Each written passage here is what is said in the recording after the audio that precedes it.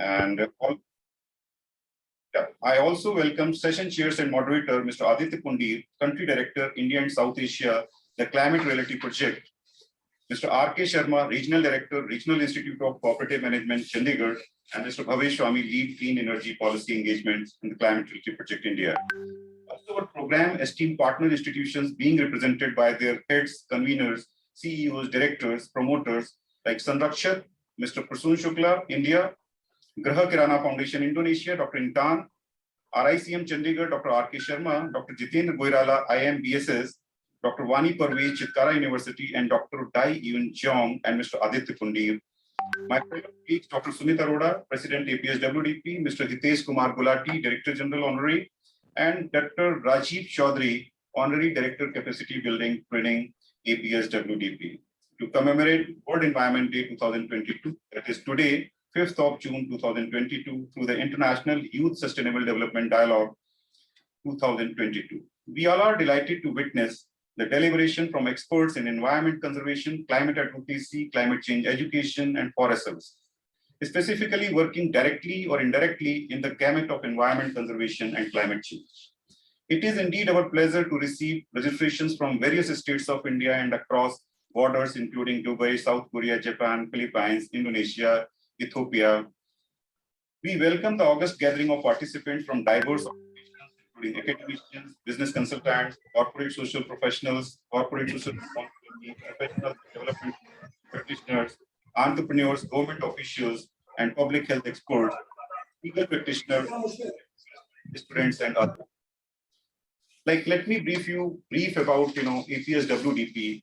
It's a think tank, not-for-profit organization, voluntary youth network, and membership-based organization working in government, industry, corporate, global organizations, founded in 2014, inspired from UNESCO Iysdvd World Conference 2014 at Nagoya.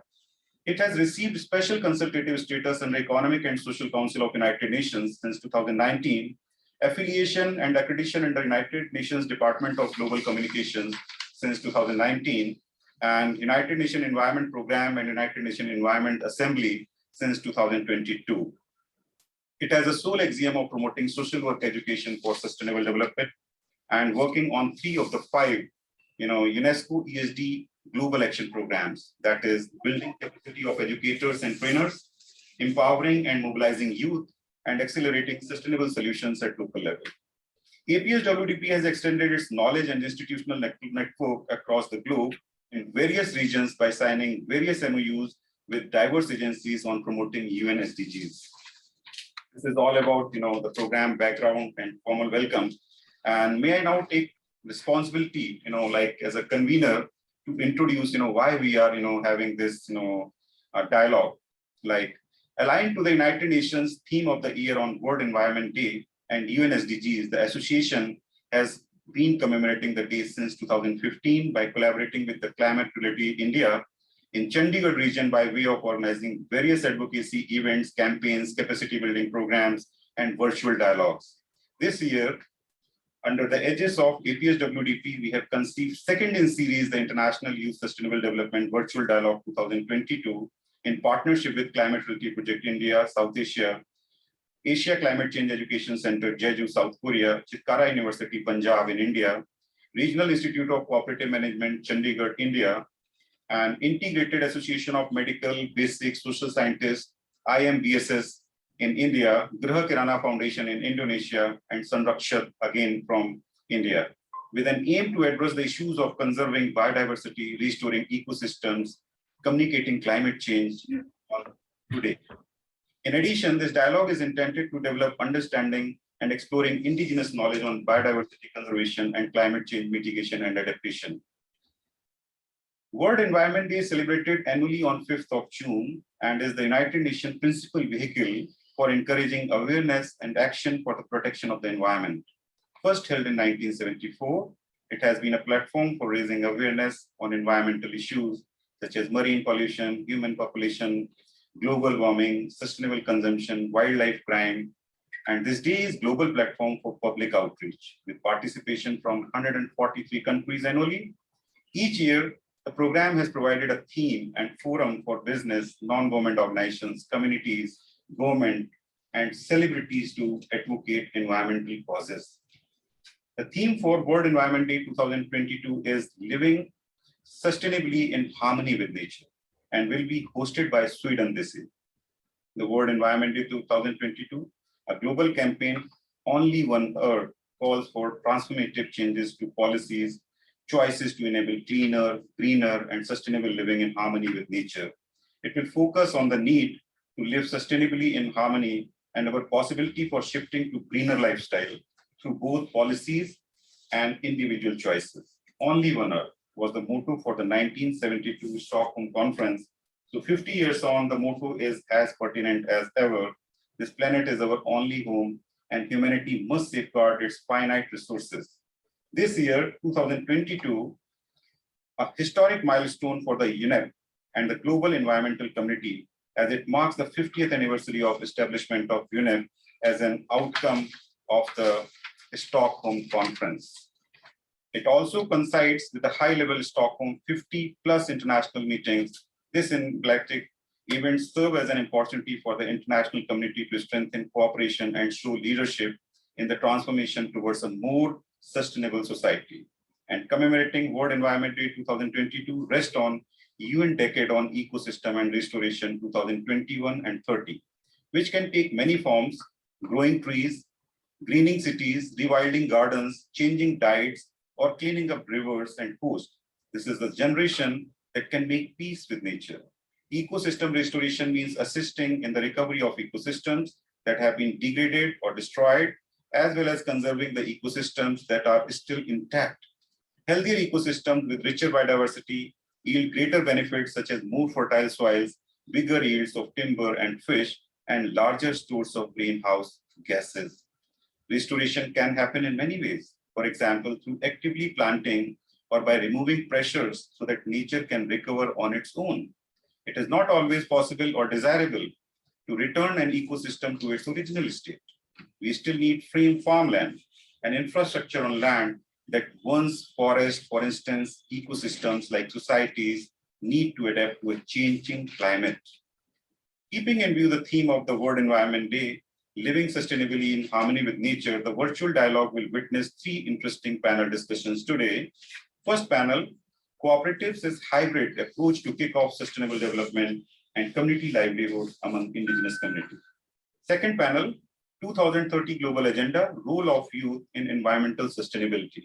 And third, final panel, Role of Media in Enhancing of Environmental Awareness and Communicating Climate Change. So this is the program background, and we will be having, one by one, the 3 panel discussions. And before going for panel discussion, we have here with us our chief guest of today's dialogue, Senator Dr. P.K.C. Bose, a hardcore global sustainability specialized wind energy professional.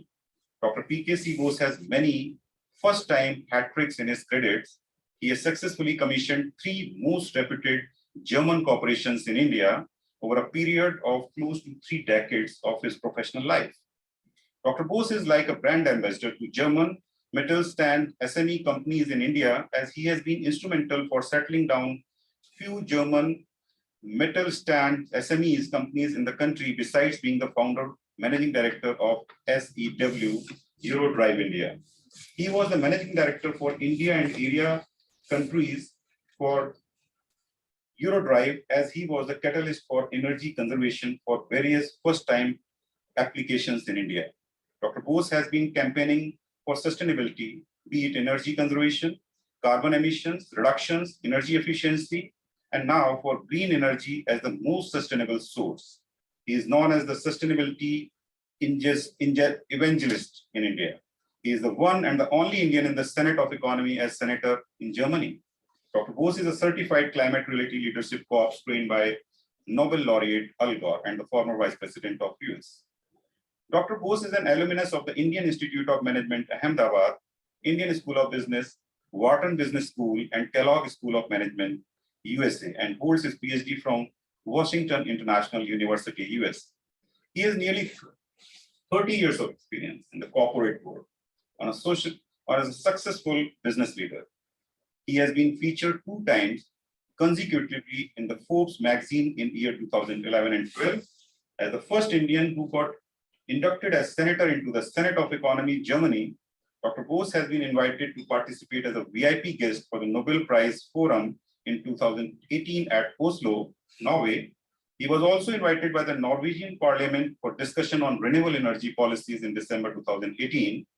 And he is also the recipient of prestigious Business Excellence Award from the World Confederation of Business US, Outstanding Entrepreneur Award of Enterprise Asia, and CEO of the Year Award by Indian Leadership Conclave Global Excellence Award by Top Management Consortium, Udyog Ratna Award. He is the first Indian being inducted in the advisory board of the famous University of Denver, US, and a member of the largest corporate bodies and associations in India. Dr. Bose is the board of Global Wind Energy Council, India, in August 2021. Since last 33 years, he is the driving force of Enercon Wind Energy, the wholly owned subsidiary of Enercon Group, Germany, the largest privately owned wind turbine makers in the world. As its vice chairman and managing director for India, started the Greenfield project and making India's global export hub for the world. So he has vast credentials in the field of energy conservation, wind energy. So we have the honor to welcome him again in this virtual dialogue. Over to Dr. P.K.C. Bose. Sir, please. Thank you, Mr. Trivedi. Very good morning to all environmental lovers. It's an honor and privilege to be here today with the special day, the World Environment Day. As Mr. Trivedi mentioned that since 1972 in the Stockholm Conference onwards, if you really, since we are celebrating the 50th year, it is important to look at that last 20 years of developments in the environmental sector. What in the past we have not done, we started realizing and started doing it, though it is not too late. Since I work very closely on three areas, one is the environment, second is water, and third is green energy. Let me give you some perspective, especially on the Indian background. Few days back, I had a meeting with a very, very interesting company, a startup company in Pune. They make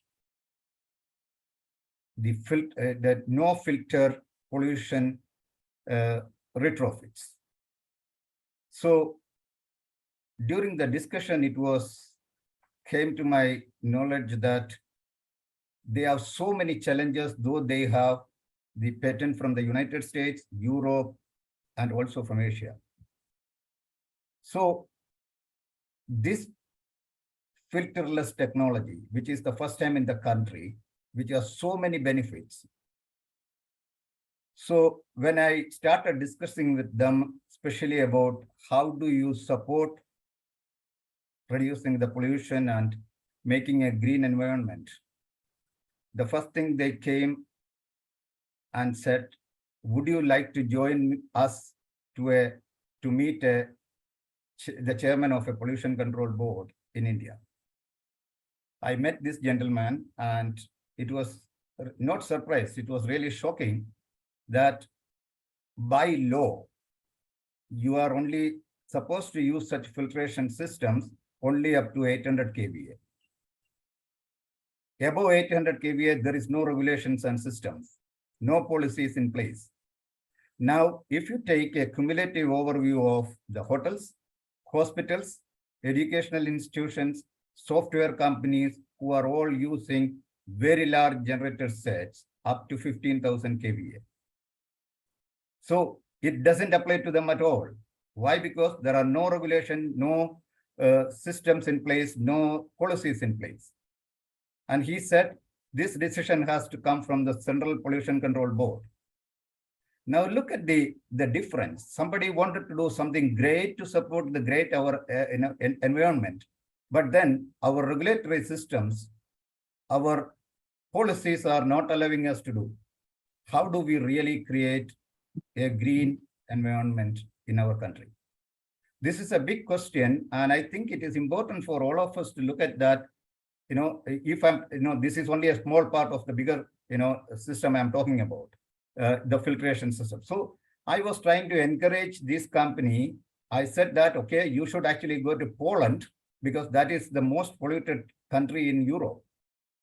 So the Poland has the first instant itself, when I started talking to some companies in Poland, they said we are definitely looking for this kind of an opportunity because we have a huge challenge. So look at the difference between these two, that in our country, our own people making this wonderful technology, but we have no takers. This is unfair. So it's a time, may I request to APSWDP as well as the Climate Reality Project in India, because you are all the neutral authorities and making things to happen in this country. It is time we should take this forward and give awareness to the respective decision makers to build a sustainable environmental system in the country. Number two is, I also work with the water authorities. So my experience is, until we literally see a fountain, we will not realize that there is a leakage in the sewage pipes or the potable water pipes. 6 feet underneath, when it leaks and it only shows up on the ground, then we act on that. I talked to a lot of municipal corporations in India. I said, why don't you go for the modern system? There is something called CIPP, which is called cured in place piping. It's a trenchless technology where you don't need to dig out the pipe.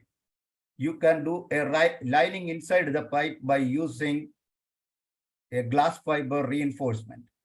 For instance, if it is a 900 mm dia pipe, if it is fully damaged, doesn't matter. You can open the manhole when there is no traffic in the night. You go there. I mean, the company which produce, they go there, they open the manhole, tell the municipal corporation not to pump the water there. So you get an empty pipe. They send a CCTV inside, take all the damage details, and next day they make a soft pipe made out of glass fiber, which is 6 times stronger than steel and many a times lighter than steel. So for example, if it is a 900 mm dia pipe, you make a 3 mm thickness, a liner inside. It's a soft impregnated with the resin. So it's a soft liner. You pull it through a manhole, from one manhole to the other through a winch, stop, close the other side and compress the air from this side. This will take the shape of oval, the round or square, any kind of a surface, it will take exactly the same shape. And you send an ultraviolet curing system, and it runs for 4 times and it is completely cured. From 12 o'clock in the night, when there is no traffic, until 6 o'clock in the morning, you complete 1 kilometers within 6 hours time. In India, in the normal circumstances, you dig out the pipe, take it out, public nuisance, traffic jam, electric cable cutting, everything, and it takes nearly 3 to 4 months. This is what I was told by Delhi Jal Board in New Delhi. So the CIPP is 50% lesser in cost. Much, if it's 6 hours, 1 kilometer. And the cost benefit, the life benefit. The companies who does this, they give a written warranty of 60 years, 60. So 60 years, you don't have to do anything. You can even increase the pressure because the material is 6 times stronger than the existing steel or metal pipes. But in India, we don't have any such policies. So the policy paralysis, that is the biggest challenge in India, according to me, for creating a healthy environment. We have no shortage of water in this country, but because of we lose a lot of water and we always cry that there is a scarcity of water. Now, number 3, coming to the green energy. COP26 in Glasgow in November, our Prime Minister has made an announcement that India will install 500 gigawatt of renewable energy by 2030, out of which 150 gigawatt by wind energy. Now, ladies and gentlemen, I would like to draw your attention here. It's a very important thing. If we have to attain 150 gigawatt commissioning by 2030, from 2020, we need to install 18 gigawatt wind energy. And the current situation in our country is 2 gigawatt. 8 times more. Will we be able to do it? That's the biggest question. Indeed, according to me, we can still do it if we have a policy and regulatory system in place. For instance, we have no repowering policy. The class A and B wind site, mainly the class A wind sites, all occupied with nearly 20 or over 20 years old wind turbines, which are only 800 kilowatt and maximum 1 megawatt. 20 years old, and today the climate, the whole technology has changed.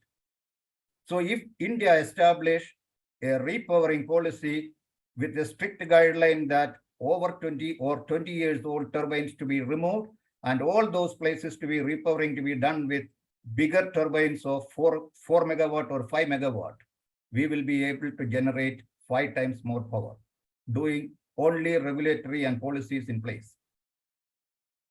So there is a huge opportunity. And of course, then the balance you can always manage because we have enough and more low wind sites in the country, and this is not a big challenge.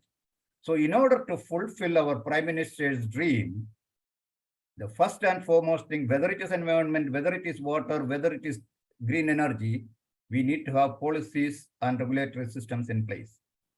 If all the stakeholders come together and say that, yes, you will not have any problem for land acquisition, land clearing, the grid availability, installation and commissioning, facilitating by the respective municipal corporations or panchayat or remote areas, the decision makers, we will not have any difficulty to do commissioning of all the projects.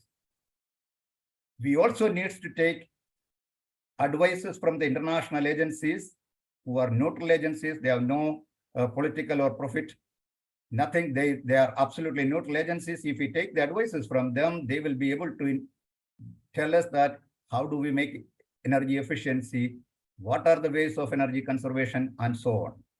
So the need of the hour is regulatory and policy guidelines, system monitoring, and commitment by all parties, ensuring India has the best environment to live for our next generation. Thank you very much. And special thanks to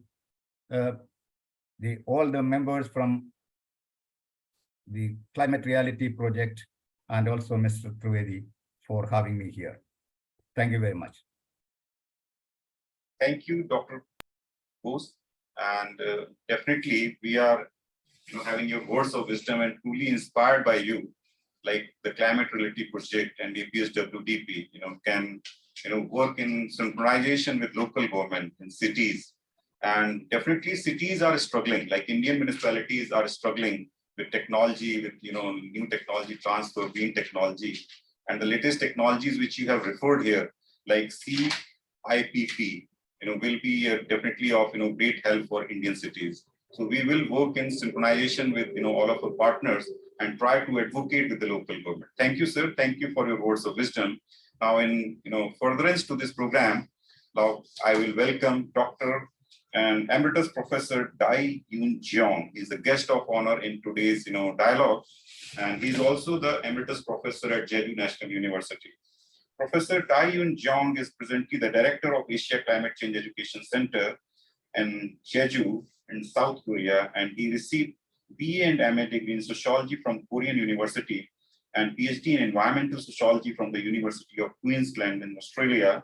And he was a Professor of Sociology at Jeju National University from 1981 to 2012, and his past major professional activities include teaching as professor at the University of Sheffield in UK, the president of Asia Pacific Sociological Association, a delegate of South Korean government to UNFCCC, a delegate of South Korean government to OECD environmental meetings, and a member of Presidential Commission on Sustainable Development, Republic of Korea. He has published more than 60 environment-related research papers in domestic and international journals and 7 books, including environmental sociology. He has conducted 95 unpublished environment-related research projects at domestic and international organizations. So today in the inaugural session, as a keynote speaker and a guest of honor, and he will speak on how to overcome the limitations inherent in sustainable development. So over to Dr. Chiang.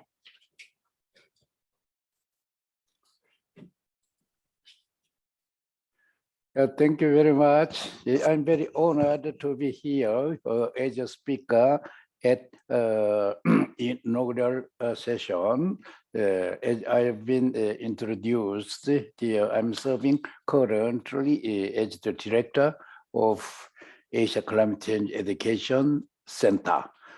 Okay, the topics I would like to deliver today is how to overcome the limitations inherent in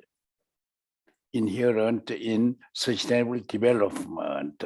So this is my, I'm from Jeju Island. Jeju Island is located between Korea and Japan. The Asia Climate Change Education Center is also based in Jeju Island. This is the outline I would like to deliver today. As the topic shows, how to overcome the limitations inherent in sustainable development. In order to understand these topics, I think we need to have an outline, the emergency process of the concept and the implications of sustainable development. Okay, the next one is after the concept and implication of sustainable development emerged by WCED, as we know, it was 1987. However, during the 1980s, there were very hot debates on sustainable development, whether sustainable development is useful or not. So we need some basic understanding about the hot debate.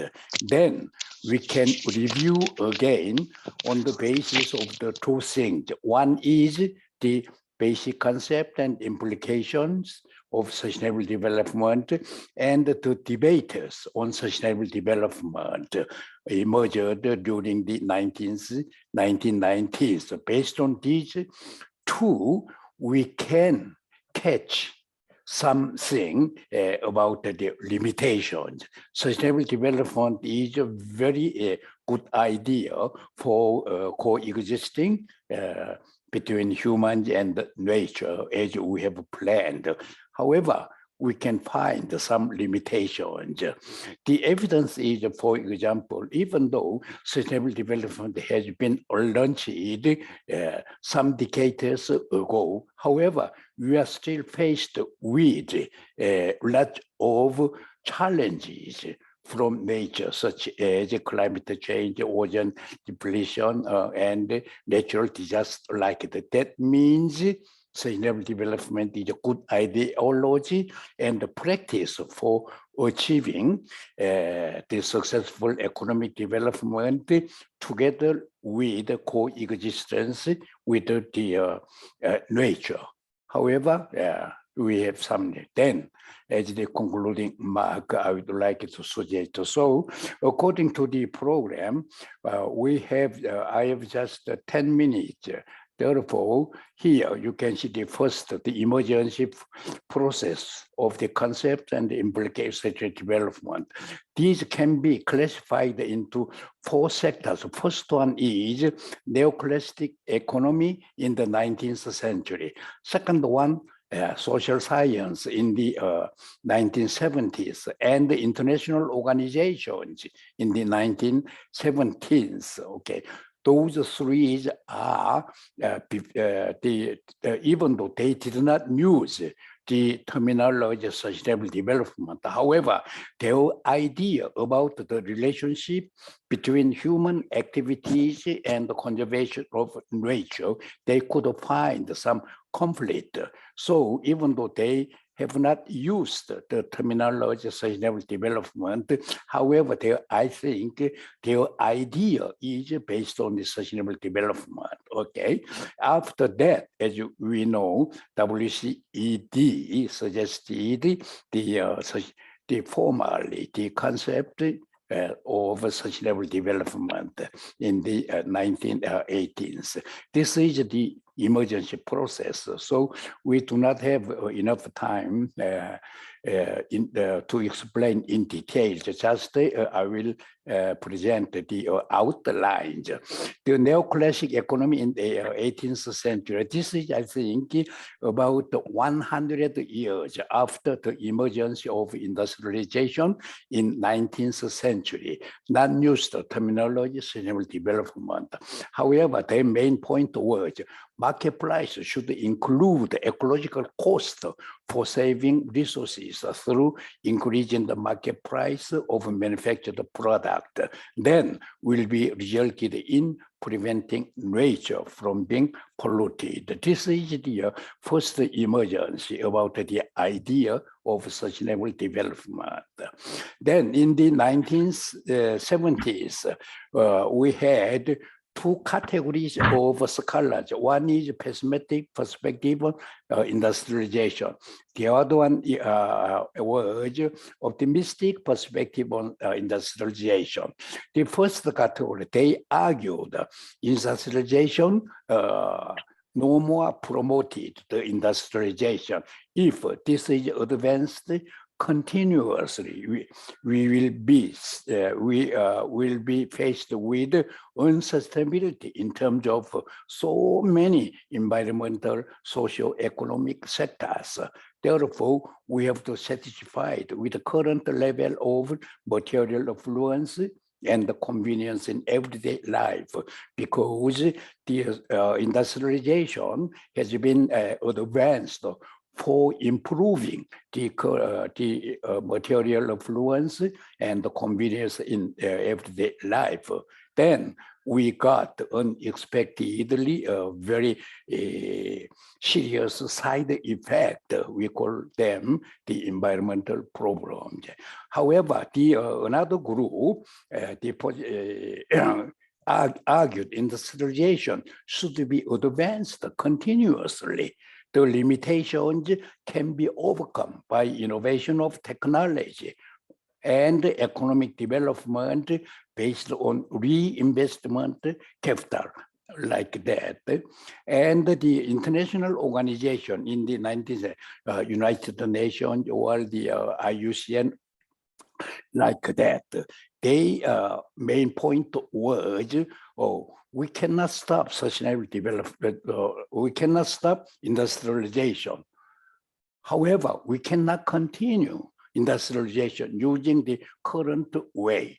So as a compromise perspective, the international organizations argued. The example is in the 1970s, United Nations argued only one Earth. And the early 1980s, eco-development, only one Earth, eco-development are just an ideology where we have to go for coexistence between nature and the human. However, the international organization, even though they proposed the ideology, only one Earth and eco-development. However, they did not propose any action plan for achieving only one Earth or eco-development. Then, as we know, 1987, WCED suggested using these three sectors, environmental, and economic development, environmental conservation, and overcoming the curve societies. Then as we know, integrated conceptual framework of the three components like economy, environmental, and the society. And after that, 1992, Rio Environmental Conference. Then, as we know, the WCD just proposed the conceptual framework and the implication of sustainable development. However, WCD did not suggest the action plan in order to achieve the sustainable development. However, as we know, Rio Environmental Conference, they suggested the action plan. This is the Agenda 21. And after 1992, the Rio Environmental Conference continued for reviewing and evaluating the achievement of sustainable development. So the theme was Rio plus 10 or Rio plus 20, like that. And we know the Millennium Development Goals, the target year from 2000 to 2015 with the 8 major goals. And at the moment, 2015 Sustainable Development Goal were launched. The target year until 2030. 17 major goals. This is a very brief history of the emergence of sustainable development. Okay, this is a very simple comparison between Millennium Development Goals and the Sustainable Development Goals. The difference can be identified in terms of goals and the detailed agent and the goals for the sectors of the goals. Okay, then to debate 3 categories. Okay, then the first one, after the sustainable development has been suggested, then the debate during the 1990s, sustainable development is useful or useless, and weak and strong sustainable development, and the emergence of ecological modernization in the 2000s. Okay, then useful. This is the some outlines about the debate between usefulness and useless. All right. And the weak and the strong sustainable development, the difference is on the basis of the category of resources, then the different perspective on how to use your resources, and the perspective on sustainable development. They have different, they suggested different perspectives. And the ecological modernization in 2000, as we know, modernization in the 19th century, this is the emergence of modern society in terms of democratization and ecological, economical, industrialization, socially, urbanization. And at the moment, we need a new modernization in relation to environment. The emergence of modern society, the modernization was focused on political, economic, social, cultural factor. Now, we need to re-modernize in relation to environment. This is why the terminology of ecological modernization was denoted. Okay, this is the basic outlines.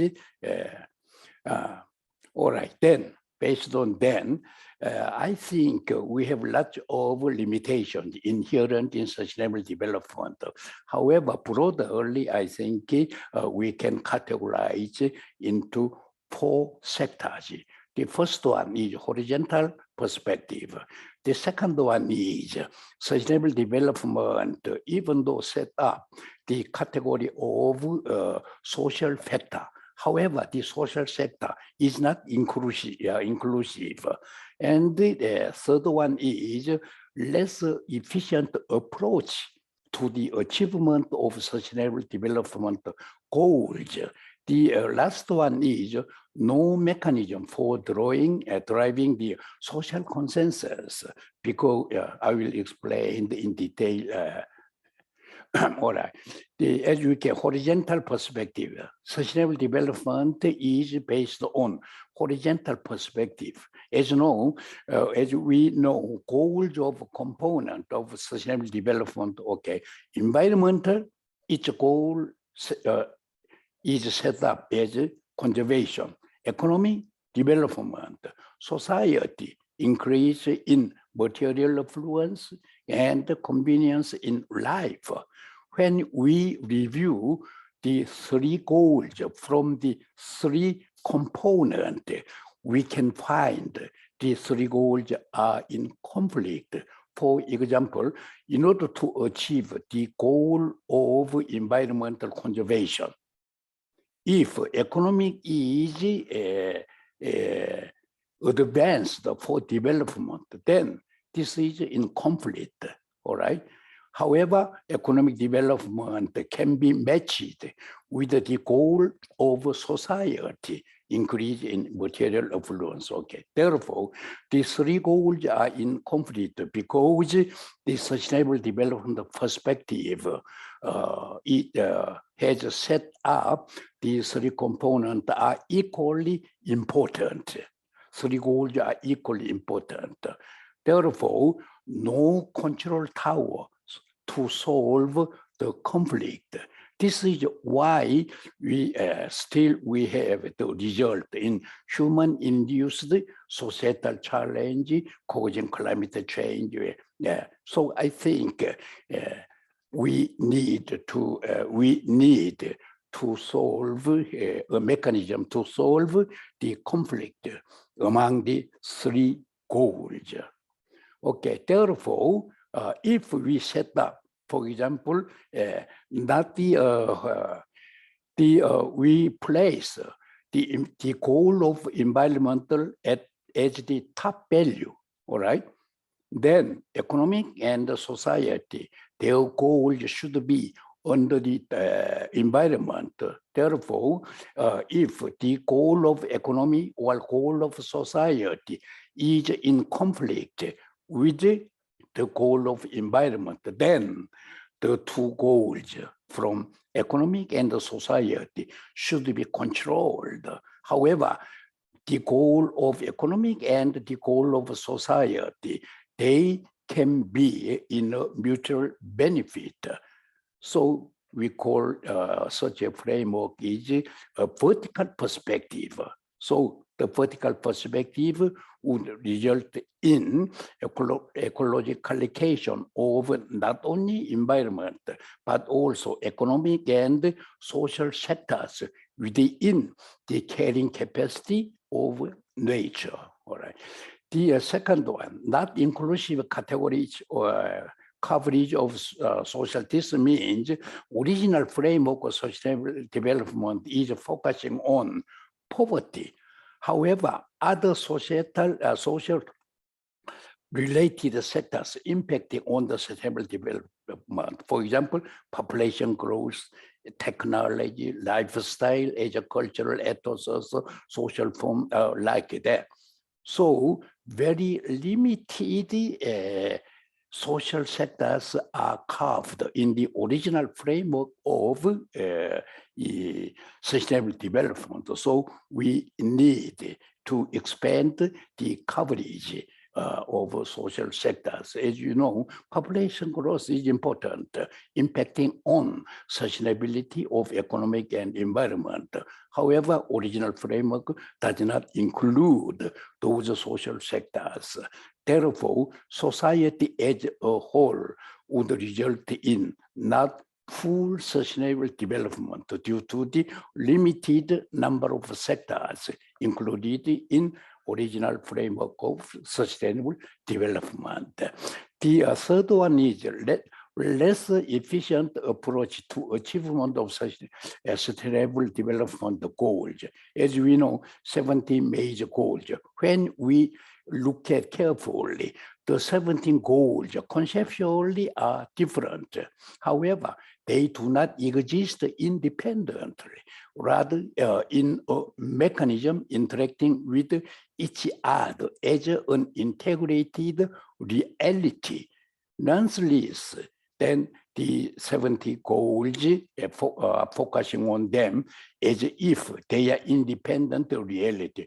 For example, goal, if you have goal 1, 2, all right, then 1 is the goal of the goal 1. Okay. However, when we look at the second goal, then goal 1 is a means to be for achieving the goal 2 like that. And the other one is the means to achieve the goals are focused on more on technology-based rather than nature-based one. Then the difference between the two approaches are like that. Okay. And then finally, known mechanism for drawing social consensus. This means government, the primary agent responding to sustainable development through policies. However, the policies are applied to societal sectors, the enterprise, the management system, and the lifestyle of citizens. So even though the government launches very efficient, effective policies, if the policies are against the goal of enterprise or the goal of citizens, then the policy cannot be achieved successfully. Therefore, we need an agreement from enterprise, citizens, even mass media, all social groups. This will be the social consensus. However, sustainable development, we cannot find the mechanism for drawing the social consensus among the social groups. So without their active participation based on social consensus would be policy alone would be difficult to achieve sustainable development. Nonetheless, no mechanism driving social consensus from them is institutionalized in the framework of sustainable development. Okay, then this is my final conclusion. I think all of you have seen the movie Titanic, okay, very luxury Titanic. And according to the Christian Bible, we have the Noah's Ark, or in agricultural society, we enjoy the poor, not economically poor, and very inconvenient Noah's Ark. However, in the industrial society, we are enjoying luxury Titanic. What happened to the luxury Titanic? Sink into the sea. Therefore, industrialization, I think we are enjoying luxury Titanic to be sunk shorter into the sea. If we enjoy Titanic, I think our near future in everyday life, like Toshiki. Okay, then we have to wear the mask. This is not the mask against the COVID-19. In everyday life, we have to take the mask on our faces. Okay, this is, however, the pet dog is also take the mask. I think a dog is innocent. We are guilty. Why dog should wear the mask on face? The reason is very simple. They are living with humans at the same era. They are very unlucky. All right. If we continue enjoying Titanic, this is our near future. This is my conclusion. Thank you very much for your kind attention. Thank you, Dr. Jeong. And you have very beautifully, taken a journey through your presentation, right from 70s, to alarming situation when we have just met COVID-19, pandemic just 2 years back. We are still struggling and passing through the same, but we have overcome. But anyhow, you have, concluded with a mask on, faces. But COVID has given us a mask, for 2 years. So we shall, nature has alarmed us. So we have to act, as nature desires. And you have, elaborated, approaches, strategies, and how beautifully, the policies framework, even the clashes, the classical views. So it has, the presentation has given a array of questions, to the participants and for thinking and to act. So coming on to our next speaker, our special guest, Ms. Gitanjali M. And I'll just brief you about her, CV. Like, she is an Indian Forest Services Punjab cadre officer, and she is, having a background with agricultural, forestry, and biodiversity. And she is an alumnus of Unitar Sifal Jeju and currently pursuing her Doctor of Philosophy from University of Helsinki, Finland. And she also possesses a flair for wildlife photography and social activism. So over to Gitanjali.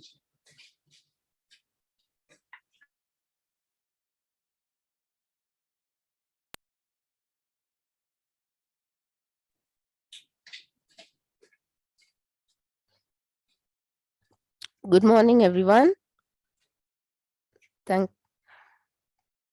Thanks for the opportunity to join this discussion today. And as I understand, today we are discussing about understanding, exploring, and enhancing knowledge on environment and biodiversity conservation and climate change. So the slides are moving. Yeah. So this is the decade of ecosystem restoration. In this context, I would like to present you a few theories which people discuss the reason for land degradation. So one here that I present to you is that of Skarmer and Kaufer in 2013. What he says is that the land degradation is because of the three disconnects which we have in the human race today. One is the spiritual cultural disconnect, the other is the social and the ecological disconnect. So as Tolbert and Brooke says, the humanity is the cause for the ecological and social problems we are facing today. The limited and disconnected way we see ourselves and each other and the social ecological system is the core for all the problems that we are facing. So this theory appears to be very valid to me personally. I see that a lot of our traditions had principles of sustainability and conservation engraved in them. Many of your ancient cultures had this, but slowly we are losing this culture and tradition and value systems. The other theory is that of weak and strong sustainability. This shows how our understanding has been over the years, like Professor Jong explained to us about various concepts, and this was also one of the thing mentioned in his talk also.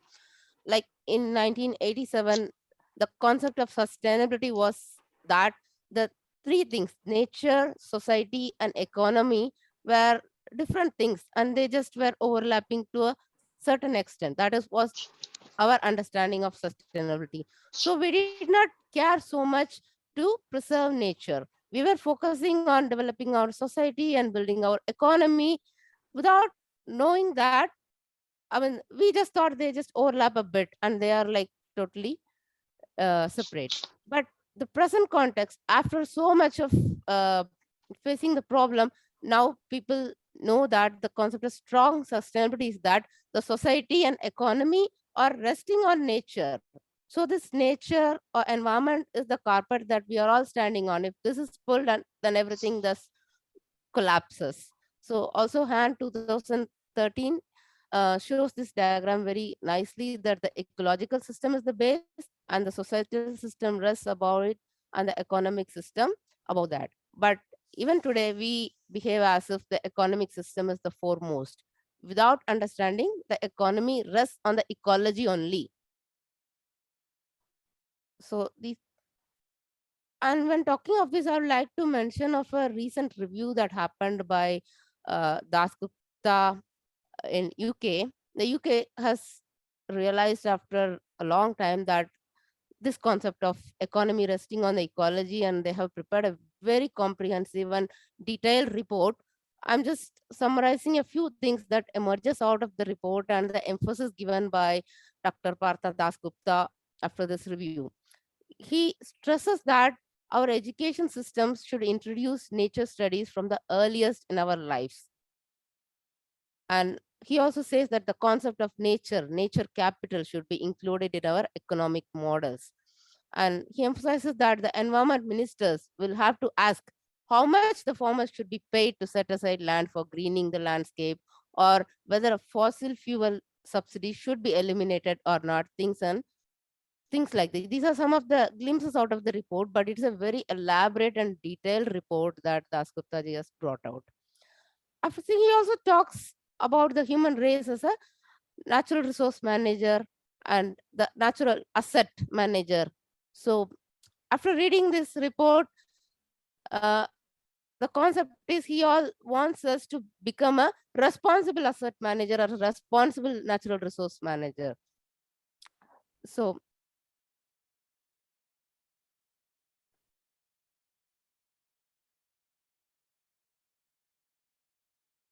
nowadays, like, there is another concept, like with the kids. I read in a book, like they say, like the kids have the nature deficit syndrome. So that is one of the reasons the wholesome development of a child is not happening. They are too much onto the gadgets. The COVID was a boon and as well as a bane, in the sense when after this lockdown, nature recuperated itself. But then as humans, like, we have forced our kids to study on online forums, and they have suffered a lot psychologically, emotionally, and their understanding of the environment is also like not happening. Something else is happening. So, and here I just introduced a quote of Gaspard where he says that not science but spirituality is the help that can help in saving the environment. He says that I used to think that the top environmental problems were biodiversity loss, ecosystem collapse, and climate change. I thought that with 30 years of good science, we could address those problems, but I was wrong. The top environmental problems are selfishness, greed, apathy, and to deal with those, and we need a spiritual and cultural transformation. And we scientists don't know how to do that. So it's in a way reality. So we need to reorient our science to address these things. We also say that spirituality is a science for which we don't have the theories or formulas yet. Spirituality is a great science, in fact. So uh, this is my view, like how to address this spirituality versus sustainability. I would say that our traditional system of yogic science of India is a science of spirituality in itself. Yoga means to unite oneself with the universe in a way to expand your consciousness beyond this human body and the human mind, and to unite with the nature consciousness. So we are all souls living in a human body and a mind to take care of ourselves and to be a part of the universe. It's vice versa. If you take care of your body and mind perfectly, you will in turn take care of the universe very well. So you can address it inside out or outside in. Whichever way we address it is the same path. So human welfare is going to be the planet or the universe welfare as such, and a sustainable economy is a sustainable ecology as well. So we all need to reconnect back to our roots of culture and tradition of safeguarding our nature and universe, and build our lives in tune with the nature and environment. So this is my take on sustainability as such, and these are few verses to food for thought to remind you. Like, our father of the nation, Mahatma Gandhi, has already told that earth provides enough to satisfy every man's need, but not for every man's greed. And Ralph Waldo Emerson has said that we do not inherit the earth from our ancestors, we borrow it from our children. So we have to keep the resources for the future as well. So going by our Indian mythology or tradition, what we say, like the soul is born in one body and it goes to next. So everyone is like born and again and again. This is our belief, Indian belief. And also not only Indian, it also in many other beliefs in many other countries. So I would like to say that, so to let our life uh, be sustainable, so we all need to lead a spiritual life and manage this earth for even our own future births on this earth. So that's in a way I try to connect these disconnects and spirituality to the whole talk of sustainability we are having today.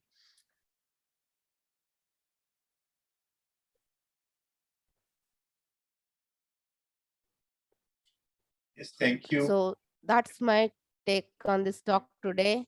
Thank you so much for this opportunity, and let's continue discussion. Thank you. Thank you, Ms. Gitanjali. And you have, being a forest officer from Indian Services, like you have very well quoted like spirituality. No doubt, Indian traditions and Indian culture have propagated always, if we recall our childhood and we see, from our childhood, what our parents and grandparents used to convey and teach us, like respect nature. If I recall, like, worshipping a people tree, burger tree, like, somewhere even, the tulsi, these are all, nature's product. And if you find them in our surrounding, you're always like having, good positive environment. Nowadays, like one of, I remember I should, name him like one of my student, earlier, Devinder Sura, like he is working in police department, but he's a passion, and he's a passion to, plant, only, neem, burger and people all across, his entire state. And he is being recognized by, various agencies, but he is working in government and he has a passion. So we have to have such passions, and, time is, going very rapidly. So we need to dare to act in several disciplines, even in behavioral sciences, like Gitanjali has, referred here behavior also. So we need to work on behavior modification, and behavior modification sometimes, it's not possible at the age of say 40 plus in adults. Somehow, egos are there, egos clashes. So we need to work with children, we need to work with youth. And as APSWDP and under climate reality project, we are working on behavioral modification, lifestyle change. That is the key to, these challenges nowadays. So, fine, this is our inaugural session. Now, may I request Mr. Bhavesh Swamiji, to propose a vote of thanks. Please, Bhaveshji. Thank you, Dr. Vivek. Dr. Boss, your talk was really enthralling. The way you took us on roller coaster ride with respect to clean energy, with your insights on water, pollution, it was really exhilarating. Thank you so much for giving us all the perspectives on how probably we can move towards a more sustainable future. Dr. Jong, Korea inspires us every day. The kind of manufacturing you are doing, the kind of help you are providing to the Indian counterparts is immense. Our cars, our electronics, our technologies, our LEDs are all thankful to you. We thank you from the bottom of our heart in terms of taking all these things forward, and a special thanks to you for taking us through the journey of sustainability in theory, which unfortunately probably as students we were not aware of. Dr. Gitanjali, for you being a forest officer, Environment Day is day in, day out, every day. We get inspired by people like you working on the field, doing their bit despite every kind of challenge that you face. We know you know more than us in terms of the challenges, in terms of the problems you are facing on the day-to-day implementation, but still we are thankful for taking us through the pyramid of sustainability, that too especially in the Indian context, and adding to the nudge of sustainability and spirituality also. Ma'am, as students, as all we are joining out here, we are thankful to every speaker who has contributed immensely in terms of our understanding of the subject. Thank you so very much.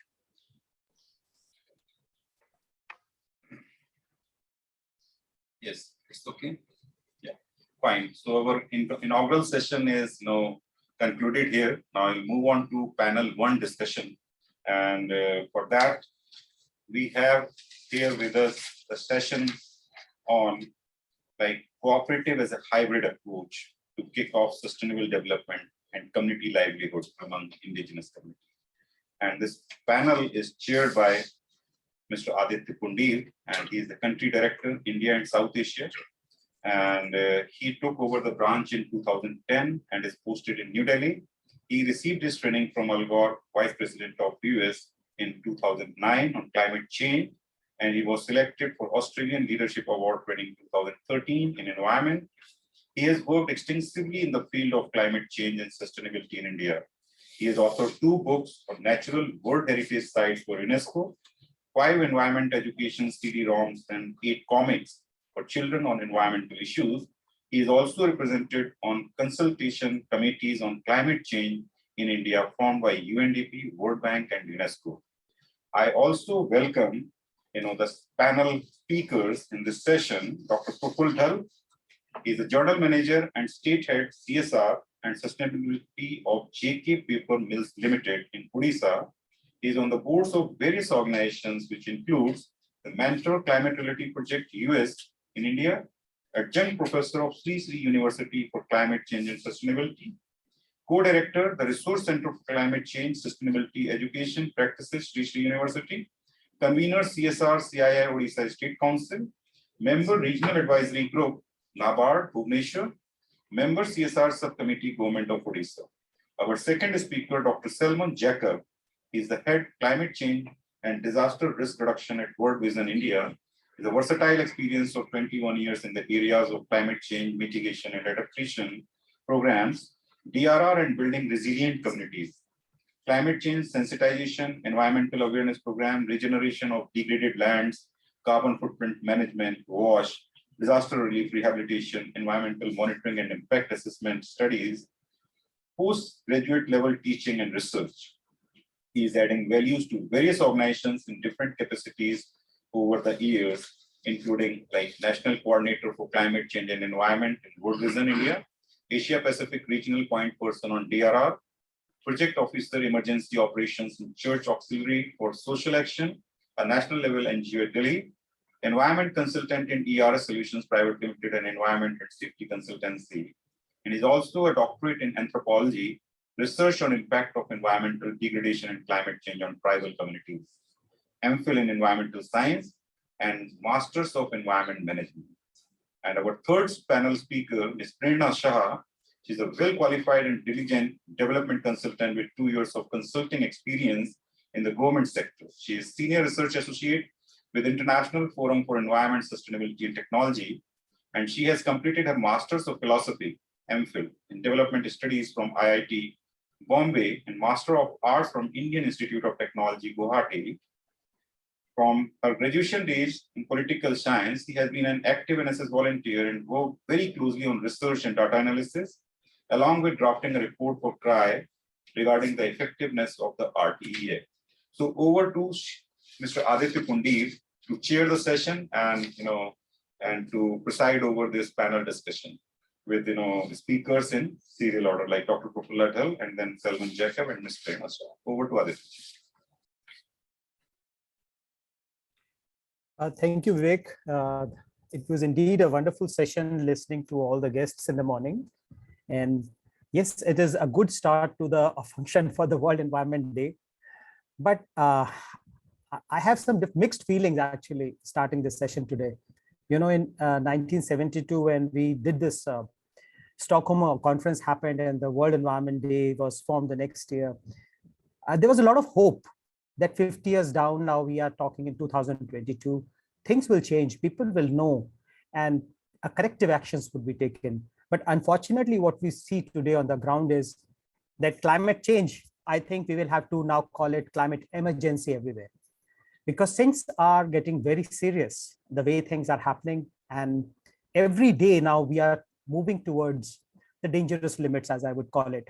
IPCC in its new report has said that we're going to touch 1.5 degrees, which is the limit set at Paris Agreement in next 5 years, which is going to be a disaster. Secondly, if we want to maintain our targets of that remaining at 1.5 degrees, we will have to look at somewhere around emissions to be reduced to literally 45% by 2030 and net zero by 2050. So these are the things, I think, the new realities which we are going to face now. And it's very important that all the people who are attending this webinar or people who are going to go and talk about it to other people, they understand this and they talk about it, that this is now not, as I said, it's not a discussion on environment any longer. It's more about climate emergency, which is happening everywhere. Now, as the windows is getting smaller, I think there's also a need that we have to also start working harder.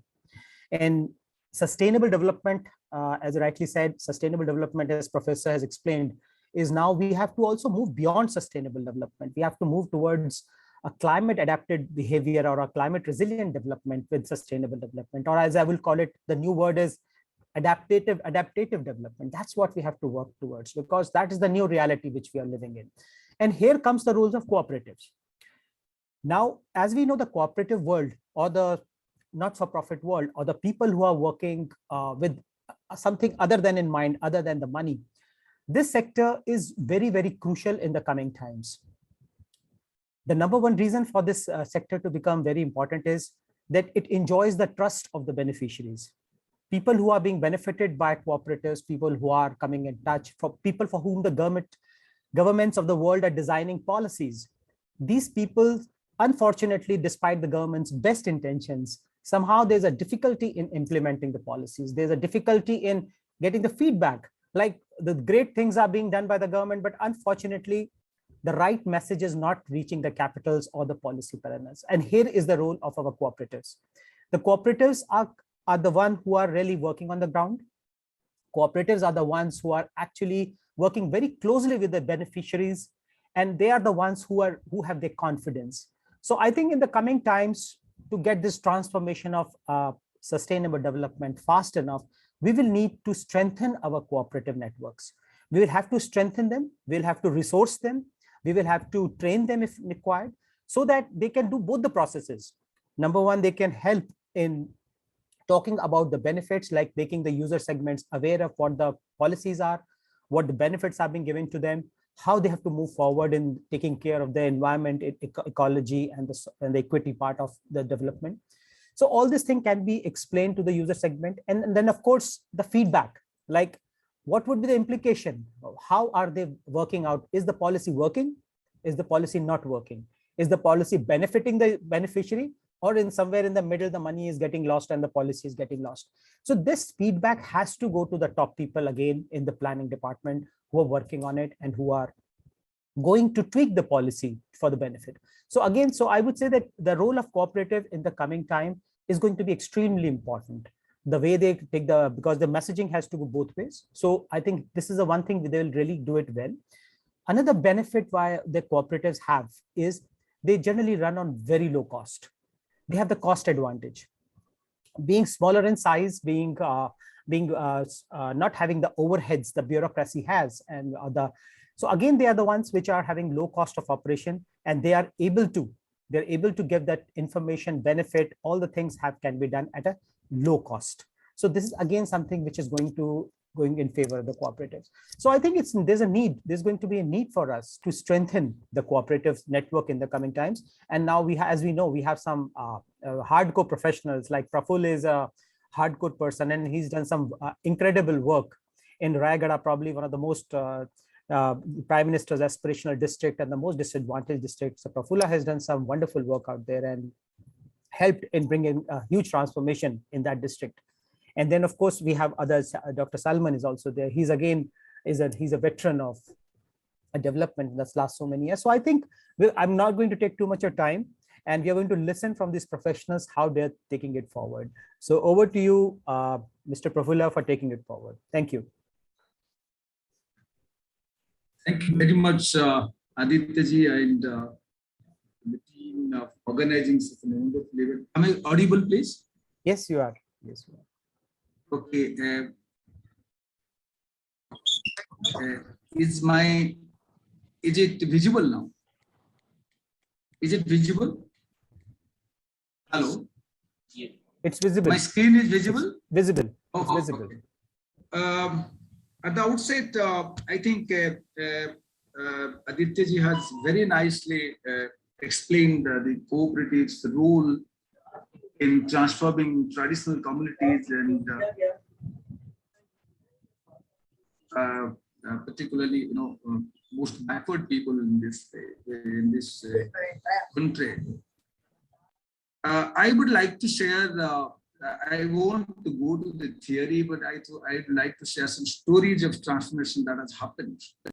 And let me just briefly talk about the context I'm working with. As you all know, Odisha is one of the poorest state in the country. And the paradox is having only 4% of country's population. It is one of the high emitting state in the country, almost 45% of total GHG of India. The region is primarily, thermal power stations and explorative industries, massive mining that takes place in this region. Second most paradoxical situation is frequent climate disaster that state face. It was previously every 10-year one, now today every year 2 or 3 climate disasters, and it become unbearable for the people to face these disasters and meet the loss. The third most critical factor and critical component of the state is highest poverty levels. In spite of the highest level of reduction during last 2 decades, still it is reeling at 30% of population are in abject poverty. And if you see these factors, the current industrial and economic model of the state is to reach $1 trillion by 2030, mostly depending on explorative industries, massive mining and all these things, which need to be revisited. And I'm advocating that states should really, relook the policy and think otherwise. And there's an opportunity as well. 62% of state populations are youths in the age group of 15 to 45 years, who can be the best climate warriors and climate action taking populations of the states. And 40% of the boundary, which is again very critical question, is coastal, which is rising and increasing because of sea level rise every year, 4 millimeter sea level rise. Having this context, I started with 5, I would like to share with you 5 stories and which can give you the indication what is what I'm doing, and primarily what the people around me, around 30,000 families of the state in 3-4 districts, are basically aiming for massive carbon sequestration and from the atmosphere by 2030. And story 1 is the regeneration of forests through the bamboo story of story of tribal girls, women, rejuvenation of bamboo-based economy for forest regeneration and conservation to fight plastic and metal pollutions of earth and generate new source of employment and business opportunities for the aspirant youth, as rightly said by Iysdvd. Rayagada, you all know, one of the aspirational districts, primarily because it is one of the districts around 112 aspirational districts, the backward districts, and one of the objectives that youth should play a major role in rebuilding the economy and seeing the economic transformations. What I have done, I have mobilized the youths into youth clubs and balika mandals, women are the SGs and farmers are the farmer clubs, and trying to give them a transformative sector, the sustainability sector, the circular economy sector, to build up their own economy. And one of the success story here is bamboo jewelry and bamboo handicrafts. In 2019, story started like this. I organized one of the international conference on bamboo sector economy in Bhubaneswar. In that international conference, basically it was after Prime Minister of India has declared bamboo as a grass from previous status trees, giving the bamboo sector as the economic sector and the employment sector to the community. So in that context, one of the outcome was massive bamboo plantation come off as one suggestion, but in spite of the bamboo development authorities and boards, it was not taking off. It was not taking off simple reason because the bamboo based communities are not realizing the value after it become deregulated. So I have started starting with the bamboo jewelry, and as you all know that the plastic replacement can be possible through the bamboo glasses, bamboo products, bamboo packaging, and bamboo jewelry can replace the metal sector.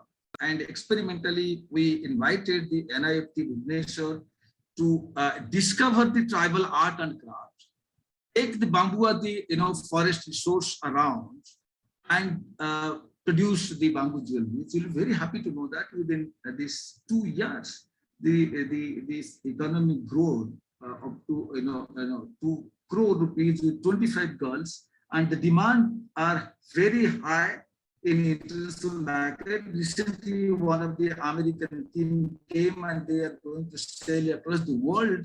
And now from 25 girls, the government came forward to join hands to the tribal development department, to the WORMA, to the OLM, to other people now giving the supports to make it 500 girls to really depend on this thing. Every girl can have 25 to 30,000 rupees per month as their salary. What has happened at the end of the day?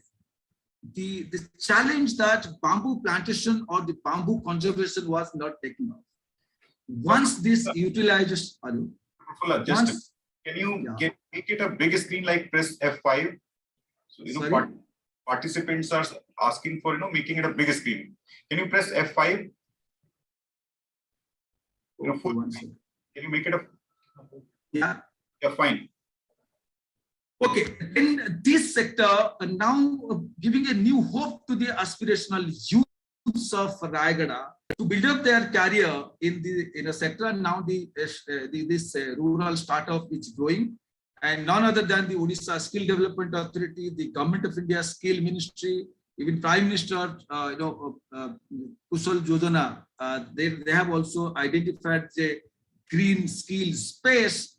And now the sector is growing. What has happened at the end of the day, that bamboo, the SHGs have come forward and asking for the bamboo plants to plant in the forest in their own land for this utilization. What has happened? The forest regeneration happened, bamboo protection happened, the bamboo sector economy rejuvenated, the employment for the aspirational youths happened. So this is one story. I think you can see this, how it is growing. I see that the sector can grow much faster and go further. The second story I would like to share with you, the story of climate resilient, agriculture. Primarily, the disaster affected kind of things. When we came to to Raigada and Puri is one of the extreme because it faced the sea level rise and frequent natural disasters. Raigada is one of the mining zone where the agriculture is completely gone with cotton and other kind of things. So in this situation, when I came, and one of the major problem was a small land holding with a water crisis, and keeping that, I started an experimentation with massive transformation of cropping pattern through a sustainable agriculture things. So what has happened in these 2 years? I started with by giving that solar micro pumps, not by the groundwater. Groundwater initially failed because groundwater drastically goes down, so the pumps become deformed. So then I started identifying the streams. As you know, the Raigada is one of the mountaineering zone and streams are perennial. So I started lifting the water from 200 feet down, giving the water off, and then spring shades started. And the chain of spring shades now gives the hope that a crop, cotton crop, which was monotonous and one crop in a year in 8 months, now the farmers are getting 3 crops in place of cotton fields, and now they have gone all organic and in natural way. And this has given another boost to the whole program. When I have come to the PMKSY, Prime Minister Krishi Sinchai Yojana, which is drip irrigation, and the other international national agencies, academic institutions like OUAT and other universities come forward and to study how it has happened. Just taking that thing, I have started another new project called natural farming. And the target, you'll be very happy to know that in natural farming, let me tell you, if climate action's objective is to sequester carbon dioxide from the atmosphere, one of the major source of carbon sequestration in natural farming. In plowing, 2,500 carbon we emit. In pesticides, 5 ton of carbon we emit per year. In fertilizers, 5 tons we do that. In that way, 2,510 a ton of carbon we emit every year per acre. So keeping that, we have taken a massive project with the government. Because this is the idea that government now take up and joined hand with us, Jagadguru Kolpal University, where I have started the School of Transformation and Sustainable Development, the JK paper CSR, which has a fund, and now government has joined hand. We are now planning to have convert 10 lakh hectares, 10% of the total agricultural land of Odisha by 2030 into natural farming. Fund, technology, and farm design, everything is going on. It has the effects of the water conservation, everything. You know, the net outcome, I can tell you that 5.2 billion carbon could be sequestered by converting 10% of land. This is a very high call, but I see that 20 lakh acres of land and 10 lakh farmers can join hands. I can tell you the success story in this. When I started in 2019 in Puri, farmers were not coming for tree plantations. Now, 15 farmers producer companies within 2 years with 7,000 farmers have joined me as networking to take up this natural farming. In this year, they are going massively in coming years. So this second story, what I would suggest that action is very important. And of course, theory debate that will go on, but context specific actions and leadership is the key. Thank you very much to Climate Reality and Aditya for helping me tooth and all ways for coming up on this. Thank you very much. Now let's come to the other things where I have started in the context of Fani super cyclone.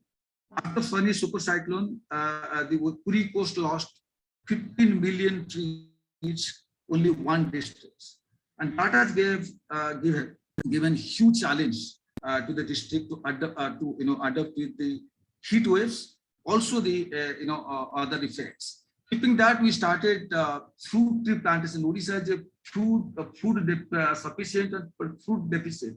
And as you all know very rightly that Gitanjali was talking about, yoga, other things, the immunity and health and good food is of course very important for our life and healthy living. But Odisha is one of the states, the fruit deficit massively, affect the, consumption sector.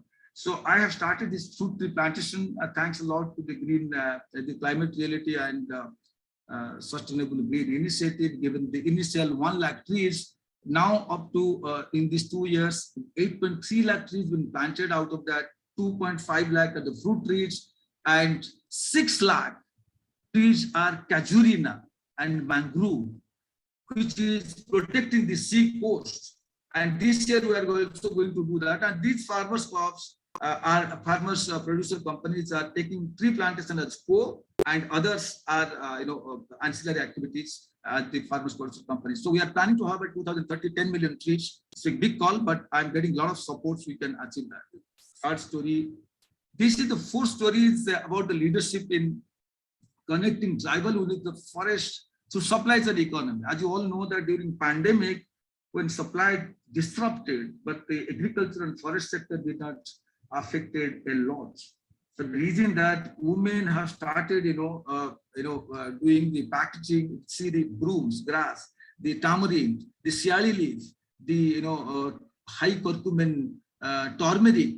So they all have started doing the things, and I have now stood up with 30 cottage industries with the women owned only. 10,000 women are now trying to be part of these things, and this has created a new economy. It's not consumption, it's a wealth creation sector. This is another story which I can share in detail later. And this is again, I can tell you that the leadership in climate education, be it Sri University, be it Birla Global University, be it Utkal University, or be it now currently Jagadguru Kolpal University. I used to go there, and I was trained in 2012 by Algar. Thanks a lot to Mr. Kundir, and we have been trained in San Francisco by now. 3,700 lectures I have already given, and these campuses are coming up. The Green Campus program, we're very happy that in Raigada, 12 schools, 9,000 students are now part of the Green Campus program. In many schools, we have already, the green coverage, the rainwater harvesting, the solar panels and everything. Recently, we have given the paper recycling machine from the, collaboration to industries. So this is another transformation is happening, and massive youths are coming forward, youth for SDG. And now in university level, we are giving the industrial decarbonization one of the major concern in spite of all the things. And industrial decarbonization process is very slow. The execution is very slow. And in spite of that, they have this shortage of professionals to take it off. So now corporate environmental responsibility, corporate social responsibility, having this sustainability sector economy in the corporate level and professionals, we have been taking the classes in all these universities. Having said that, this is our outreach. I am expecting that we can do the things. See the Siali leaf, the women are building the things. 1 crore Siali leaves, they are now going to Siali leaf plates, going to make this year. And we have got a demand from Germany and USA and other places for this Siali leaf because, as you know, the millionaire behaviors are different. This is our SDG footprints. I'm not going to the details, but my takeaway, the last point is there also the dialogue perspectives. So I'm just sharing some of the pictures with you with how livelihood, climate action, climate resilient agriculture, everything are go in one go. And these are the things. This is the group-based enterprise. So women power. I see that a lot of women can really contribute enough for conservation of forest biodiversity, and they have to be given the chance. Once they get groove, they start connect the forest to their livelihood. Nobody can stop it. That is what has happened in case of bamboo. The forest ranger asked them not to give bamboo for their bamboo handicrafts and jewelry. They started planting bamboo and protecting bamboo in the forest itself. So now these are the experience, and I go through the SHGs and women producer groups, as I said previously. Now these are, see the rural marts. Supply chain, unless you link the economy with the environment, whatever you may say, it may not run. So here we have made it very clearly as a leader that how environment and economy and sustainable sector, circular economy sector, and all the national development goals can be localized in our actions. That's what exactly had happened. Youth engagement, you see the bamboo jewelry they have been doing, and then I can see the digital learning centers. We have given them computer educations, and computer education has given them exposure to the knowledge, and they have been taking it up massively. I just share the things. I think I have papers for detailed papers I can share with later, but these are my presentation because time is less. Farm-based livelihoods, you see, this is what I'm going to share, the success to the banana. These are the field, previously cotton fields. In the cotton fields, farmers, because of low small holding, farmers generally do their labor in their own hand, own land, and get nothing. Now in same lands, per acre, they're earning 6 lakh rupees by doing banana, and they don't have to go for input cost in 3 years. If they can plant once, that can grow 3 years, and the soil health maintained very well. And they don't give any manure or any pesticide is needed. So as I said to you, that if you can convert 1 acre of land from synthetic and chemical fertilizer to organic, you can sequester almost 2,510 tons of carbon dioxide from the atmosphere. This is what happened. Hundreds of acres of land and hundreds of farmers have taken up, and government has given a lot of supports, and the idea has been adopted and taken by the government for its propagations massively in the tribal areas. So another thing, this is the rural hut. And the rural hut, people used to come and farmers resource center and solar micro pumps, everything. See how the farmers have been using solar micro pumps, and the farms have been completely changed. These are the products. It's giving a complete different transformations. Aditya was here and he has seen in his own eyes. And what I suggest here is, I think this is another social capital formations. So my submission here is, while we are putting the transition from DATI or the, we put effort on transition, we also think the new economic models like circular economy and sustainable circular economy. Women, farmer and youths in the rural area, the remotest of remote area, can contribute enough for the carbon sequestration, which people generally say that probably agriculture or other people may not do the thing, but this is what is happening in Odisha.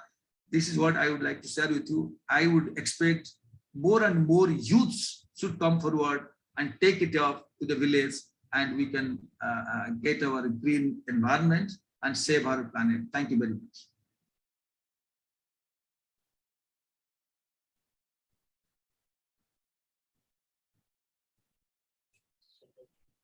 Aditya ji करेंगे। हाँ, दे दो मुझे दो। Yes, fine. Thank you, Dr. Praful. And now may I invite Dr. Selvan Jacob on the panel, please. Then we can have few question answers which we have documented from the registrations. Yeah. Sure. Thank you. Thank you, Aditya, and thank you, Bhavesh, for having me on this webinar. It's always a privilege and a joy to catch up with good friends. And as we have collaborated earlier as well, it's really a good opportunity to come back and on this panel and share some of our experiences.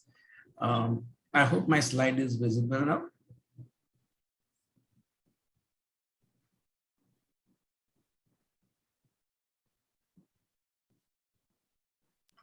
No, it's just say, yeah, fine. And it's come. Okay, I'll just put it on full screen.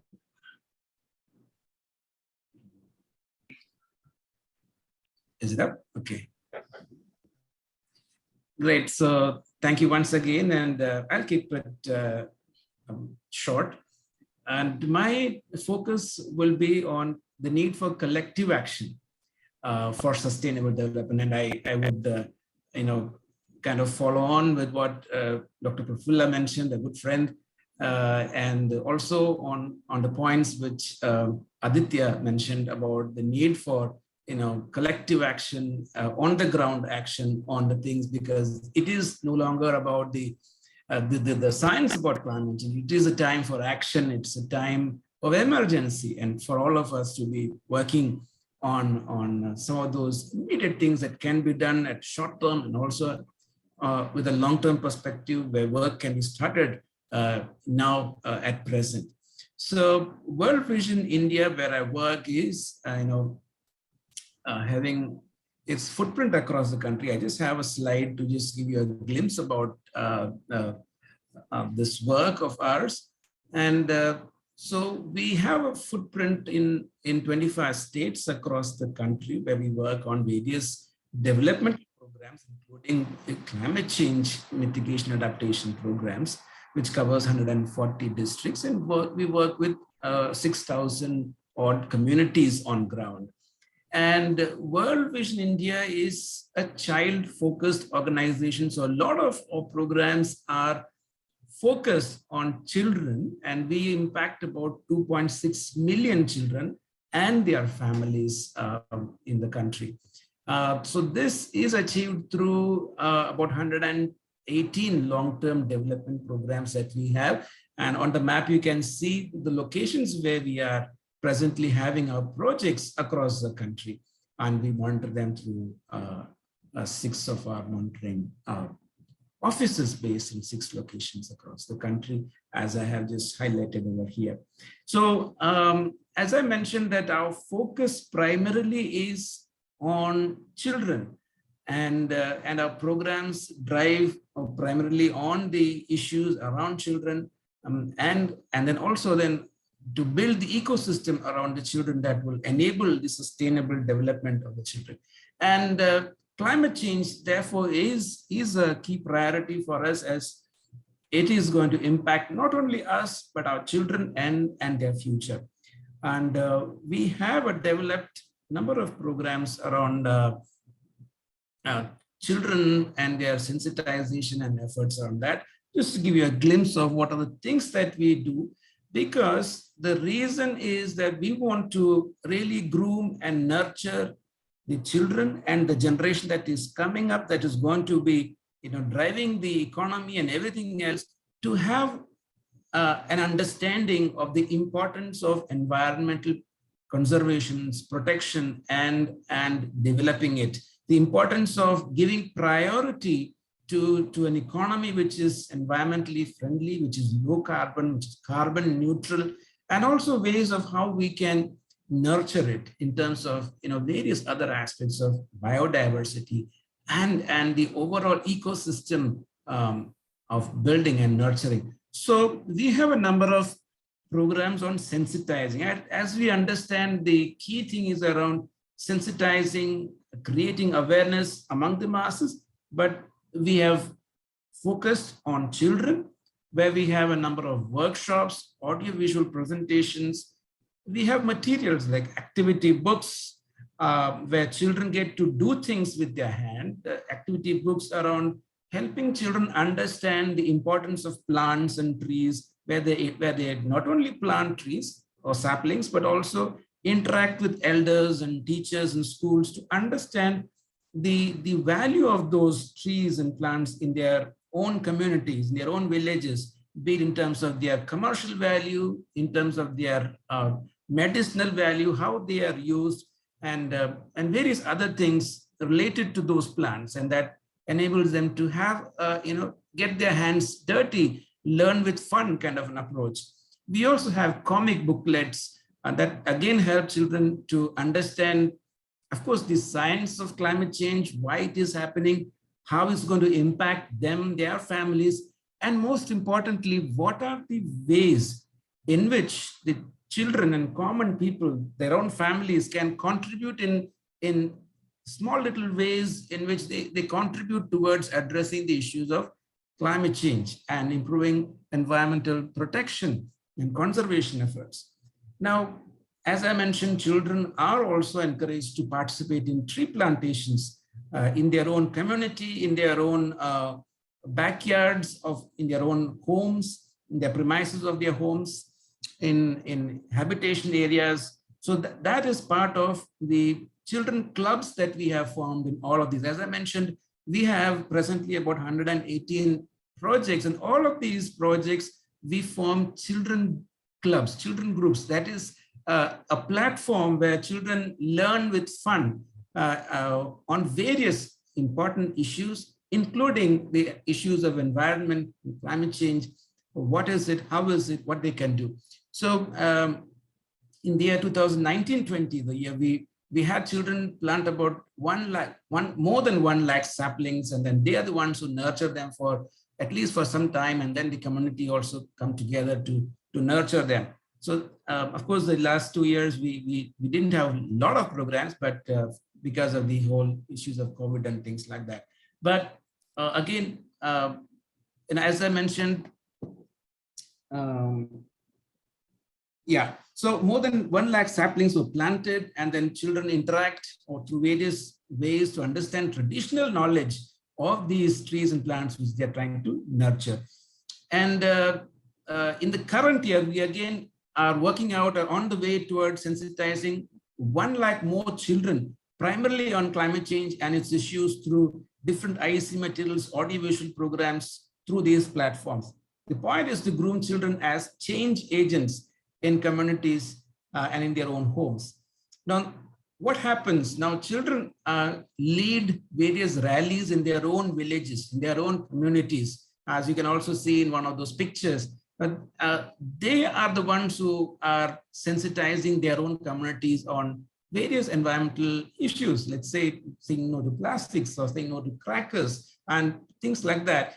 And we have seen that in these communities, when children are in the ones who run a kind of a signature campaign, and children are the ones telling their parents, we do not want crackers this time, because we understand that we would like to protect and conserve our air and our earth and our nature. And they look at other things to celebrate, to be part of the celebration rather than things that are not so environment friendly. So those are things that we have seen. We also conducted a virtual children consultation from projects across the country, where children are sharing about their concerns, their suggestions on what are things that we can do towards environmental protection in our programming and even otherwise by collaboration with other other stakeholders. And we have tried to publish them, share their voices to the wider stakeholders through these consultations. And as we have groomed these children now have the understanding of the importance. They are now confident enough to speak. And this year, as we all know, we had the global platform on disaster risk reduction, and we had 2 of our children speak in these consultations at the Asia Pacific regional level, which form the inputs from the children and youths towards these high-level meetings that happen in the GPDRR. So children spoke at these platforms. We have children in Delhi from our children club speak in the Delhi Assembly premises, the program organized by the Delhi Assembly. And we have children share their concerns and views with the elected members of the Delhi Legislative Assembly. And yesterday, in fact, the children from our communities in Delhi received a recognition of their efforts towards environmental protection from the District Magistrate of Northeast Delhi on the program that they had organized yesterday on the occasion of the Environment Day. So again, a recognition of that the people want to listen to what children want to say. And in fact, tomorrow, again, 2 of our children speaking in the Kerala State Assembly program organized by the Kerala State Assembly along with the UNICEF, where children from our communities again speak to the elected members in the Kerala State Assembly. So the point I'm driving is there is a need for sensitizing not only the masses, but children are the people, the children and youth. There's a great potential to take collective action where their minds are groomed, where we are able to inculcate in them the values that they need to prioritize the importance of environmental protection. So children as change agents in communities. Well, these are some pictures of the materials that we developed for helping children understand importance of climate change, various materials. Yeah. The other thing, another important issue that we all know is regeneration of the degraded lands. Now, land degradation is definitely, as of today, one of India's most pressing environmental problem. And a total of 97 million hectares of land is degraded in the country, and which is a massive, massive area which needs immediate attention. And as we know that, the government of India, as part of the Paris Agreement, have made commitments, of about 2.5 to 3.5 billion tons of carbon dioxide equivalent to be sequestered through the forest that can be regenerated by 2030. And recently, we have also heard Honorable Prime Minister giving the commitment that 26 million hectares of land, of degraded land, will be regenerated by the year 2030. So there is a need for collective action in this area, and where the government is definitely interested, and there are various other stakeholders who can come together to regenerate these degraded lands, which are extremely key when you talk about not just climate mitigation, also adaptation and sequestration of carbon from our atmosphere, from our environment. So we at World Vision in the last couple of years have been working on a small area, not huge, but 158 hectares of land in Sagar and Gunnur, Karrier, Nagpur, these areas. And we are trying to regenerate these degraded lands through different models. And we have tried to use globally kind of recognized model called as FMNR, Farmer Managed Natural Regeneration, which is a community-led natural environmental regeneration model, which is a low-cost model, which primarily focuses around selective pruning of live tree stumps, which is also in some way similar to the assisted forest regeneration model, which the forest departments also use in some of the degraded forest lands, and plus plantation initiatives and improving surface water bodies and groundwater recharging initiatives. And we have in these areas also constructed a number of community ponds and farm ponds that improve the availability of surface water for their own irrigational needs, the recharging of groundwater. We've also kind of installed a lot of rooftop rainwater facilities in these areas. Climate smart agriculture, again, a point which I take from Mr. Praful, who just mentioned about these things. We are presently working with around 900 farmers, and we have been able to see improved productivity as well as economic benefits in their lives through the integrated approach, through these climate smart agriculture methodologies that they have been adopting. So this is a key area where there is a lot of need for collective action. And when we look at the tribal areas, which are again located in the forest lands, buffer areas of forest, there's a huge opportunity to build their livelihoods based on minor forest produce, which at present may not be fully developed. So there is a need for improving the product quality, strengthening of the local nature-based products that may be available, but they have not really meeting the standards of the local markets. So establishing market linkages and things like that. Now, one of the picture there, you can see that a person has made leaf plates, So today the trend is of plastic plates, use and throw. Well, these are things that the traditional knowledge that we already have, mainly with the tribal communities, we could enhance the quality of them. We can strengthen it further, provide market linkages. So there is a lot of opportunity. It could be honey, it could be medicines, it could be wild fruits, many other things that can be developed where there is a lot of need for collective action. And there are some of the other pictures on this slide you can see where we are regenerating some of these degraded lands through the models of CLNER or FMNR, also the water bodies that have been created, again, making a lot of impact in those areas. Let me just move to the next slide. Yeah. The other one where I feel there is a lot of scope for collective action is the access to clean energy in the rural area. And we did have a lot of discussion around this in the past as well. And, the fact still remains, irrespective of a lot of good initiatives and programs by different stakeholders, primarily from the government and others, that a significant section of the rural communities still depend on biomass as their primary source of cooking energy. And interestingly, even according to the Forest Survey of India report in 2020, about 85,000 tons of firewood is still being used across India, as firewood for their cooking needs. So, which is phenomenally huge, and we need to look at ways and means of how we can address this issue. Now, there is a need for providing multiple options for clean energy.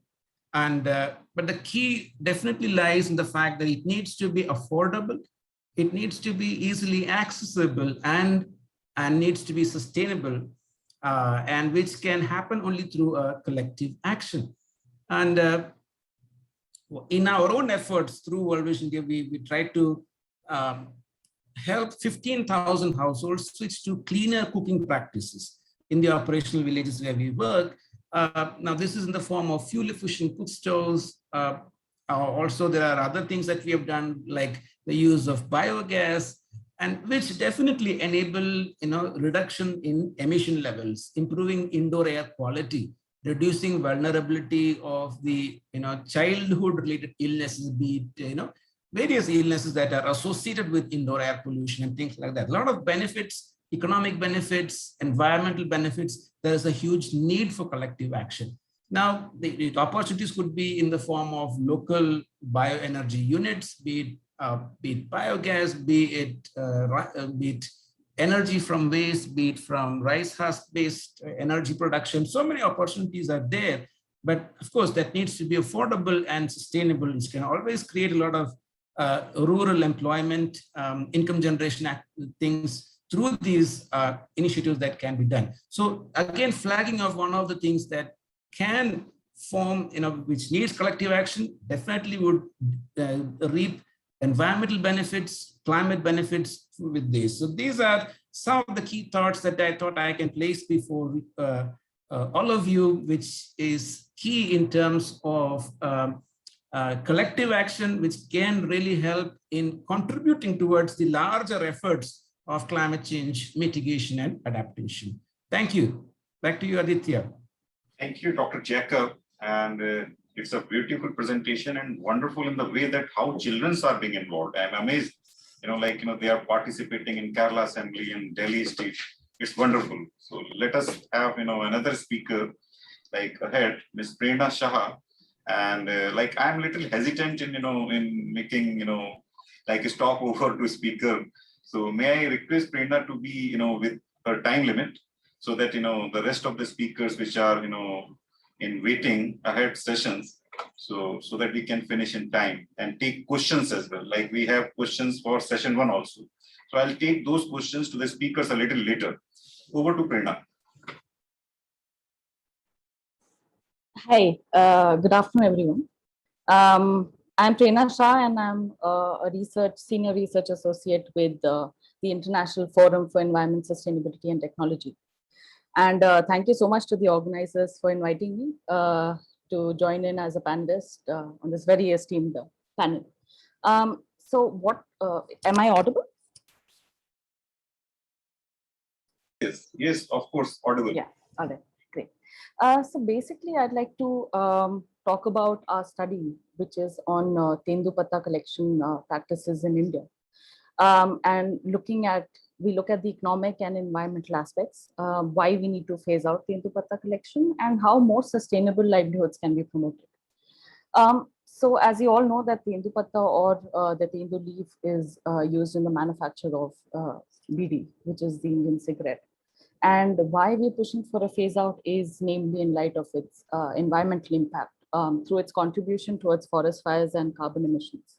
And not to mention its contribution towards BD manufacture and its concomitant adverse health impact. So basically, the study assesses the environmental and economic aspects of Tendupatta collection in our focus states, which are Maharashtra, Chhattisgarh, and Orissa. And we have done some analysis of the environmental impact through satellite data analysis and modeling. And I shall come to the findings a little later.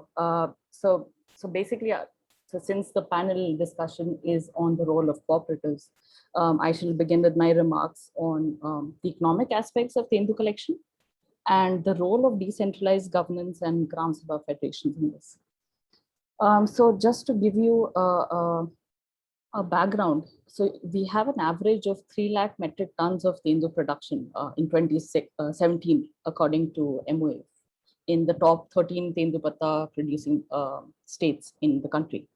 And the Tendupatta trade is a nationalized one with the forest departments taking over the trade in 60s and 70s.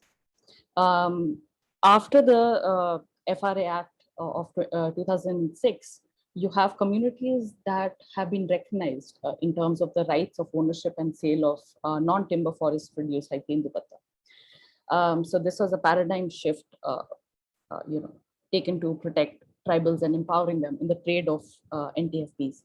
So you have states like Maharashtra that have deregulated the trade of Tendu leaves.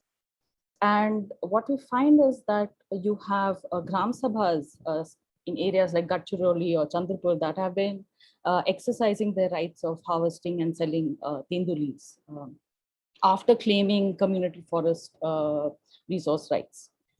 And talking about a cooperative structure, we find that several Gram Sabhas, for instance, in Chandrapur district, have federated to form a Gram Sabha federation, and they have post claiming their CFR rights. And you have them directly auctioning to sell their Tendu. And what this essentially does is to ensure that they have better sort of returns on the produce that they're selling. And also we find that in CFR areas, because they claim rights over the forest produce, over the forests, they have a stake in conserving their area, and which I think is very important. Yeah. So, but we also need to, while I do acknowledge that cooperatives are a good way, especially in CFR areas, to sort of ensure that the communities get adequate returns on their produce. What we also need to sort of get into is what sort of produce needs to be promoted. So we find that there, for instance, Tendupatta, we find that while it is a lucrative source of income for many of these communities, we find through our studies that there is a direct correlation between forest fires and the Tendupatta collection. So what our data shows is that around between the years 2011 and 2021, 13,000 square kilometers of forest area was burnt, which is roughly equivalent to the size of Bahamas. And this is a huge number. And this is in the three states of Chhattisgarh, Maharashtra, and Orissa. And these three states collectively account for around 35% of the total Tendu leaves collected in the country. Also, in the year 2021, in these three states, you have 14.2 million metric tons of CO2 emissions, which is equivalent to emissions made by 5.6 million cars in a year. And why is this important? This is important because we have rising forest fire incidences in the country. A study suggests that forest fire incidences have gone up tenfold in the last 2 decades. And you have, even as per the FSI data, you see that forest fires have gone up. And why? So fires are used basically to stimulate better growth of Tendu leaves and to support production of VDs. So there is an urgent need to sort of do away with unsustainable practices like this, to sort of help phase out collection of Tendupatta, because as Pundi sir said, that we are in an age of climate crisis, and you know, our research shows that there's a significant relationship between forest fires and Tendupatta collection practices. You have significant CO2 emissions, and it's necessary because forest fires definitely contribute towards climate change. And so I think I'd like to end my discussion by saying that while cooperatives are the way forward to ensure economic growth for communities, but we also need to see what kind of NTFPs need to be promoted, and to sort of also keep in mind the environmental impact of collecting such produce. So thank you so much. Thank you, Prerna. And we have a set of questions online as well, and we have also got through emails. But we'll take questions a little later, just I have earlier shared. And I'll move on to another session, panel 2, that is 2030 Global Agenda, Role of Youth in Empowerment, Environmental Sustainability. And the session and the panel discussion will be chaired by Dr. Jion, and whom I have already introduced in the inaugural session. And he was a key speaker during the session. So we have other two panelists, Dr. Bayun. He's a professor of public administration at Inha University, South Korea, from 2003 to present, and he received MA degree in urban planning from Seoul National University in Korea, and PhD in urban planning from University of Pennsylvania, US. He was a research fellow at Korea Environment Institute and served as the president of Korea Environmental Policy and Administration Society, and he was the president of Urban Environmental Committee of, I think I have repeated it, and he has published 15 books, including environmental policy. And Professor Seo, he studied at Korean history at Seoul National University and then received his PhD degree in sociology from the University of Essex, UK, and he had worked for the Democracy Institute of the Sunghoon-Hae University as a research professor from 2008 to 11. Since 2012, he has been teaching at the Sociology Department of the Jeju National University. The title of PhD thesis was The Theoretical Reflections from the Radical Greater London Council, 1981 to, and its implication for the British New Left. His research interests began with British New Left movement and local politics, and after finishing the thesis, developed into environmental sociology. He published many papers in environmental sociology, urban sociology, social theory, political sociology, and I will hand over this session to Professor Dai-Yun Jeong to chair the session, and he will make his. Hello. Hello. Hello. Yeah, can you hear me? Yes. Yeah, okay. Yeah, thanks very much for your participation. The specific theme of this session is the role of youth in environmental sustainability. As we know, the roles by groups in relation to environmental sustainability has been first discussed at the Rio Summit Environmental Conference held in 1992 under the theme of Agenda 21. Yeah. Okay. Okay. In this context, the theme of this session is the role of youth in promoting sustainable environmental sustainability in a narrow sense and sustainable development in a broader sense. Okay, then we have two scholars from Korea, as all of you have been introduced. Professor Byun, please present your paper first for 10 minutes. Okay, would you please start?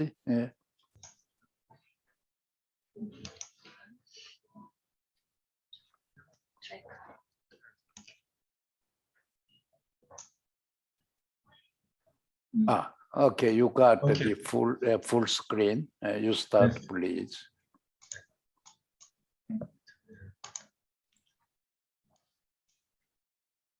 Okay. Good afternoon. My name is Byung-Seol Byun, professor of Inha University. I served as the president of Incheon Green Union. I'm currently a member of Green Union's Policy Committee. Today, I'm going to share the teenagers and the citizens' activities to preserve ecosystem in Incheon.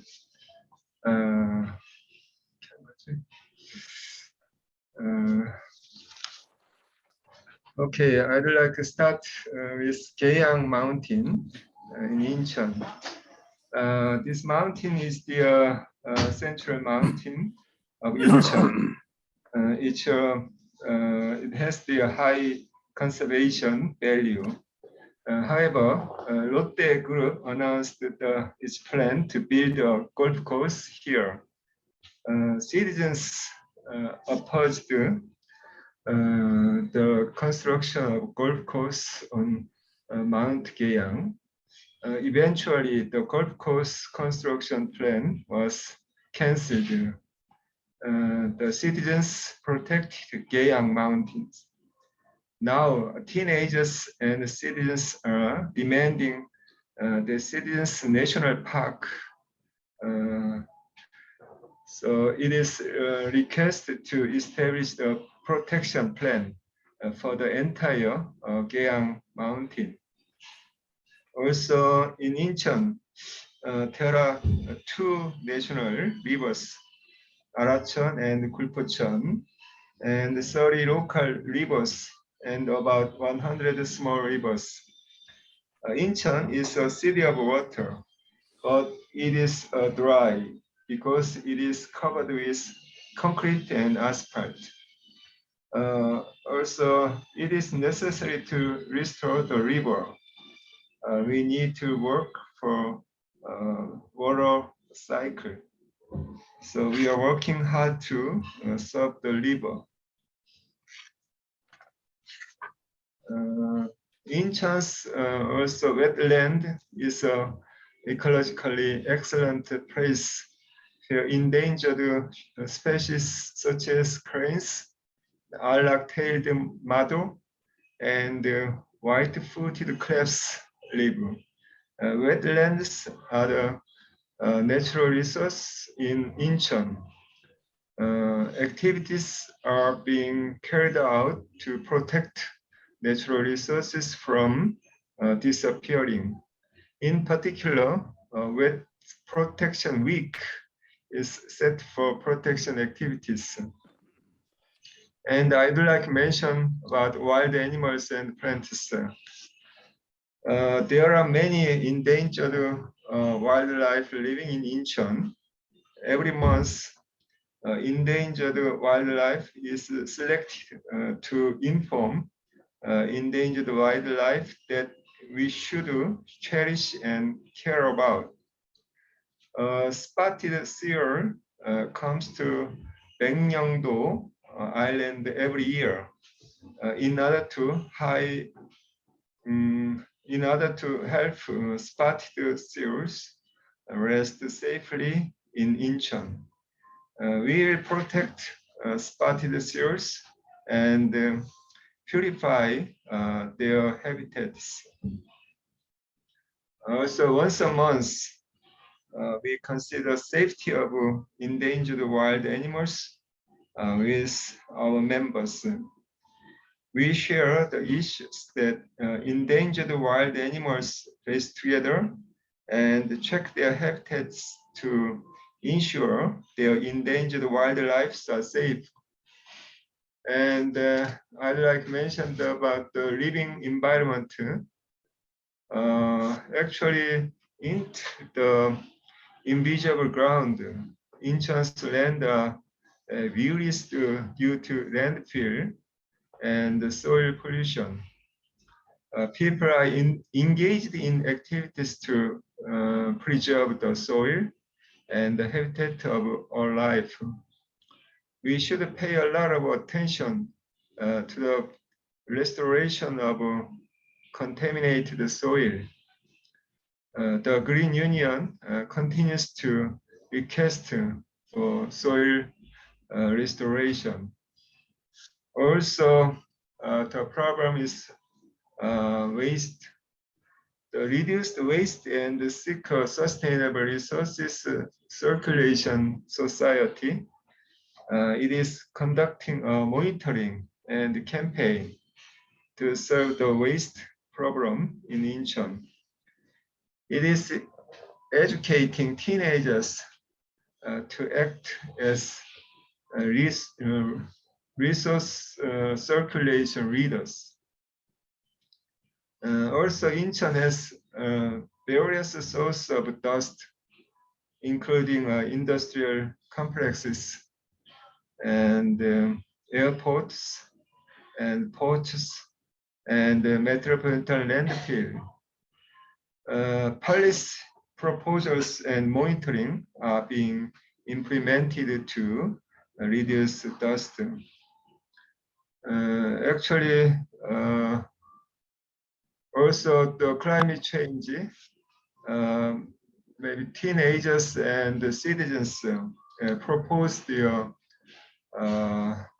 climate change policies. Maybe actually 5 days ago election. So they proposed the policies to mayor candidates. So due to the climate crisis, mankind is facing a crossroads of survival.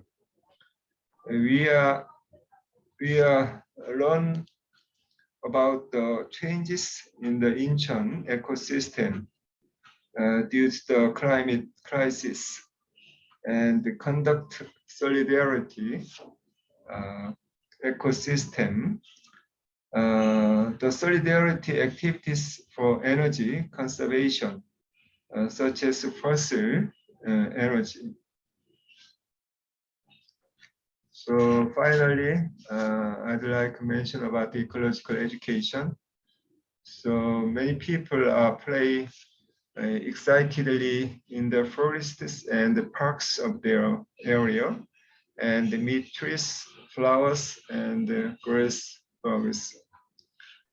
So maybe kids watch the natural environment and life changing according to the changes of the season from spring to winter and understand the natural environment around our neighborhood and develop ecological sensitivity. It is held once a month. Also, Incheon has a lot of wetland. The Incheon's ecologically major wetlands are monitored with future generations of teenagers. They observe and talk about wetlands that change by season and year. It is held once a month in Yeongjong Island in Korea, Incheon.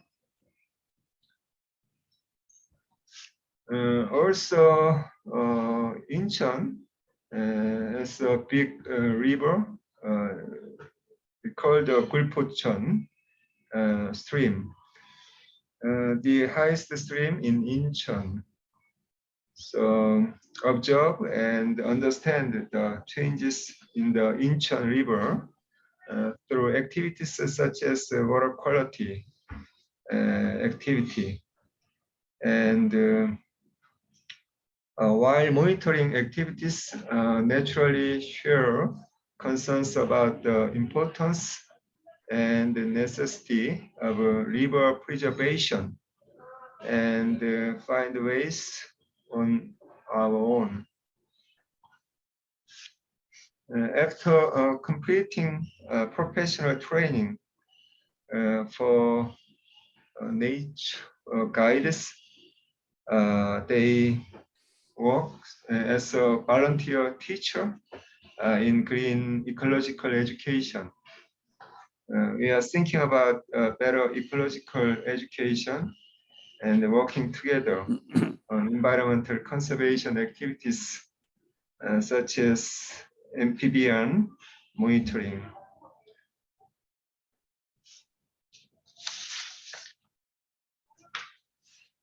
Is to strengthen the internal and external expertise for prospective forest commentators and provides professional training, theory, and terms of field. So it's time to get out of the city and indulge in nature and make my own life. In summer, they play in the water excitedly, and in winter, they leave to find traces of wild animals. Youth people also explore the flagpole species in Incheon. This is an activity with Sun-In High School's environmental club. Various types of ecological education are provided in connection with schools and clubs and institutions. Okay, I shared the youth activities with Incheon Green Union.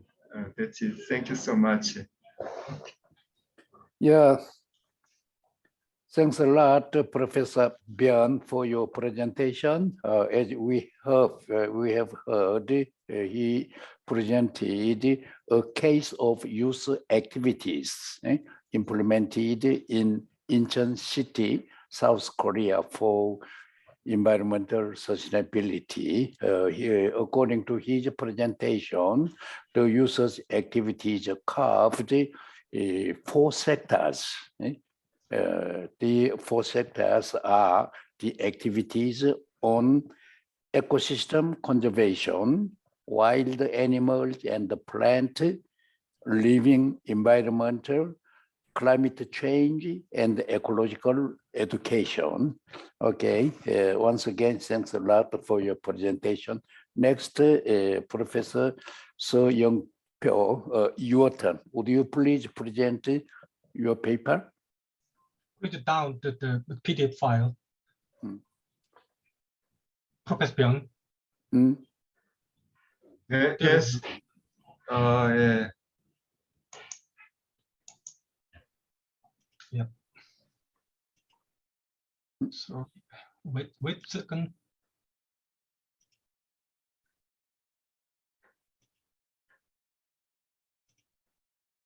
Professor, are you ready? Yeah.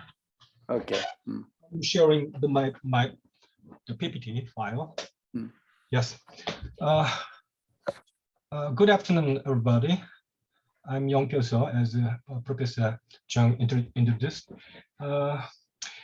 Actually, I'm not empirically oriented researcher, so my talk, today's talk, is quite a theoretical issue. So I'm afraid of being a bit boring to everybody.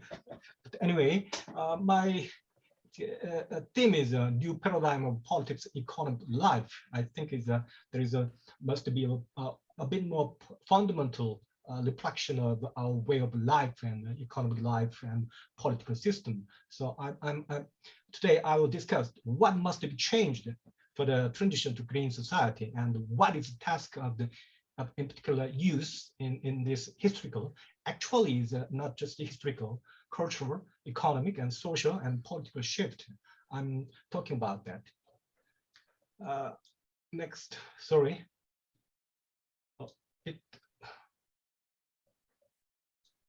Yeah, it's a brief introduction. A bit more detail, the theme on which I focus are, first of all, the multiple crises, among which the ecological crisis is our main concern. These plural crises jeopardize the ordinary people's life, in particular, endanger the youth, the existential condition of life. All of them have experienced frustration and discontent and are now attempting to find ways of resistance. Then I will try to criticize the prejudice produced by the mainstream economics grounded in modern paradigm of knowledge. I would argue the theoretical resources of this kind of critique has been provided by the so-called heterodox economics, including ecological and feminist economics. Now, we must change the criteria to measure economic prosperity from profit-seeking to need satisfaction. Through this change, we can achieve fully realized democratic participation and planning. That is comparable with sustainable development. We are living in the era of multiple crises.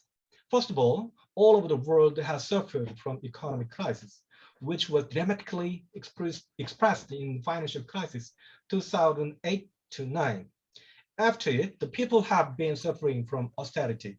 Second, politics has been important to respond to the economic crisis, rather worsen the quality of life. Actually, politics has been commodified, and as a result, democratic representation has been eroded. Political crisis inevitably causes social crisis. The citizens in political communities do not believe in political responsibility and cannot accept the existing order as legitimate. It is a legitimation crisis called by William Habermas. In some sense, ecological crisis resulted from these crises and now overlapped with them, put the planet Earth into deep catastrophe. I would argue that the present circumstance gives us a chance to realize the urgent historical task of social change. Next, in terms of philosophical anthropology, in these conditions, all of us who are biological and bodily vulnerable and psychologically unstable being from the beginning, and thus need the social bond for survival, actually lost to social solidarity. That is the ground of good life. The society in which we are living stigmatized the bond and solidarity as a sign of incompetence and dependence, while seeking the egoistic interest. All of us are seeking egoistic interest. All of us fail to get our one history and narrative that make us who we are. The only way of being recognized is winning the game, which actually means defeating the others, without whom each of us have difficulty constituting the identity. Always we are find identity, can constitute our identity among the community and the sharing culture. But that kind of culture destroyed by the logic of capitalism. We are losing our self-respect as well as the social solidarity. Next, there is a huge amorphous discontent accumulated. The so-called neoliberal economic system multiplies the discontent, but they are amorphous. The young generation is suffering from unstable future, insecure jobs, endless competition, poverty, polarization, and so on and so on. The youth in our period are poorer than a previous generation. Unfortunately, however, the youth, if being frustrated and discontented, don't know how to organize the discontent in politics and how to release it collectively. They have been raised and educated in era of neoliberalism, in which power and merit were thought of the virtue. That's a tragic situation. In this competitive society and meritocracy, the rules of game have been unjust, but challenging it seems to be cost and burden.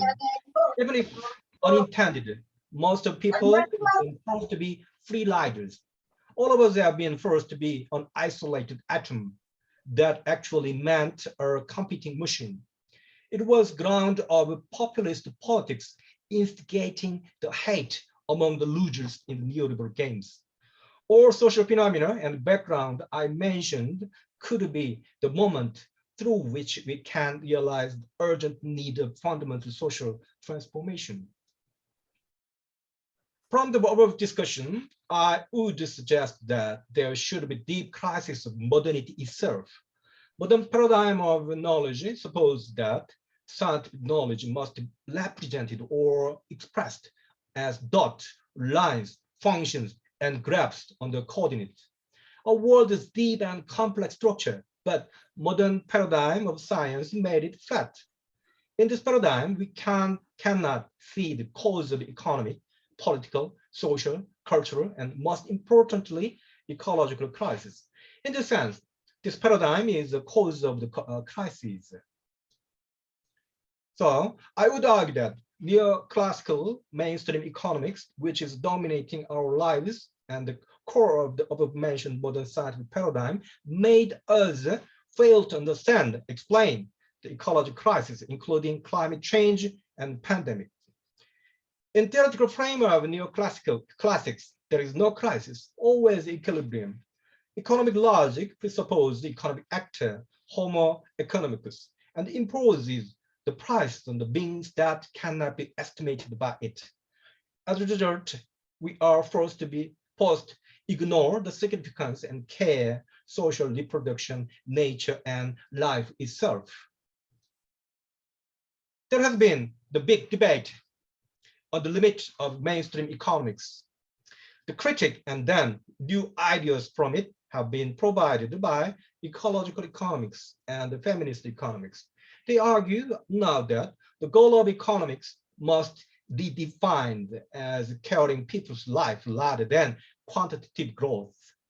The focus must shift from profit seeking to need satisfaction.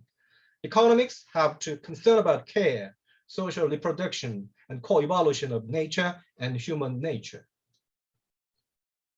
There should be institutional change toward green society in which care, love, social reproduction, happiness, and co-evolution could be criteria of economic thinking.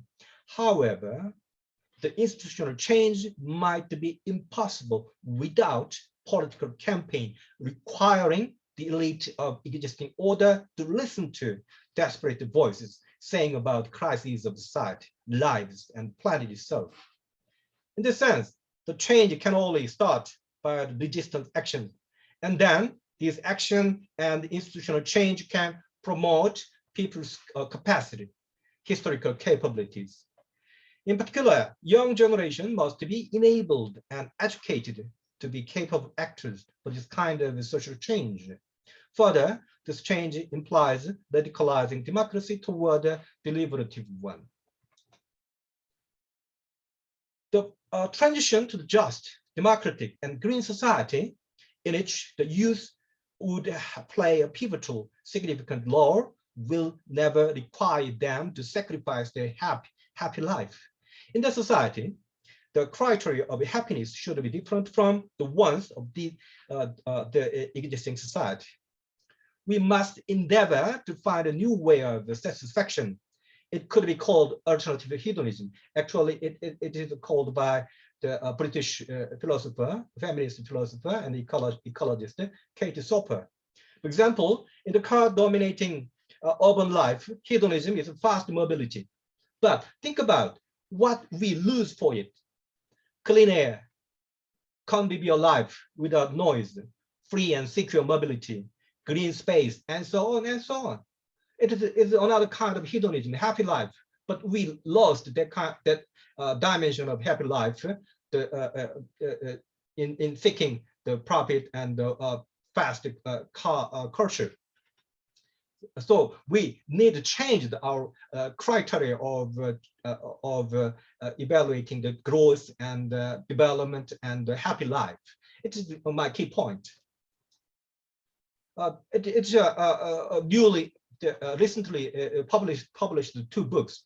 Alternative Prosperity, The Pleasure of Post-Growth Living, is written by Katie Soper. It's talk about alternative hedonism and how to change institutional and everyday life habit. And Professor Ian Goff, Hate, Greed, and Human Need, also talking about how to change in everyday life toward the green society. It's very good. I inspired by them. All of you now and young generation are eligible for enjoying the quality of life in green society. But before finishing my talk, I should underline that young people, anyway, must take responsibility to build a green society. Of course, it is not merely theirs, ours too. I think let's do something together. Thank you for listening my presentation. I'm done. Thank you very much, Professor Seo Young-pyo, for your presentation. Let me summarize his argument in his presentation.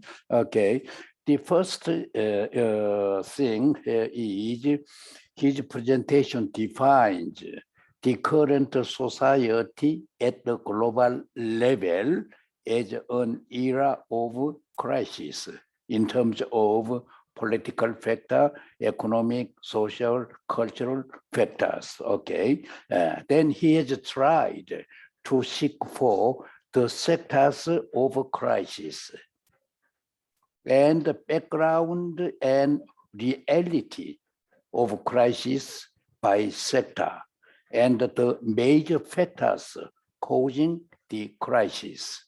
Based on such a diagnosis, he has proposed some alternatives for overcoming the era of crisis. His proposals of alternatives include, for example, from profit seeking to needs satisfaction, democratic participation and the planning and alternative hedonism like that. In such a changing and changed situation, he proposed the younger generation to use role what they should be ready to such a changing and or change the society. So rather than toward environmental sustainability, but toward sustainable development in a broad sense. Thanks a lot once again, Professor So. Okay, then now I think it's the time for question and answers. Any questions or comment on the two presentations?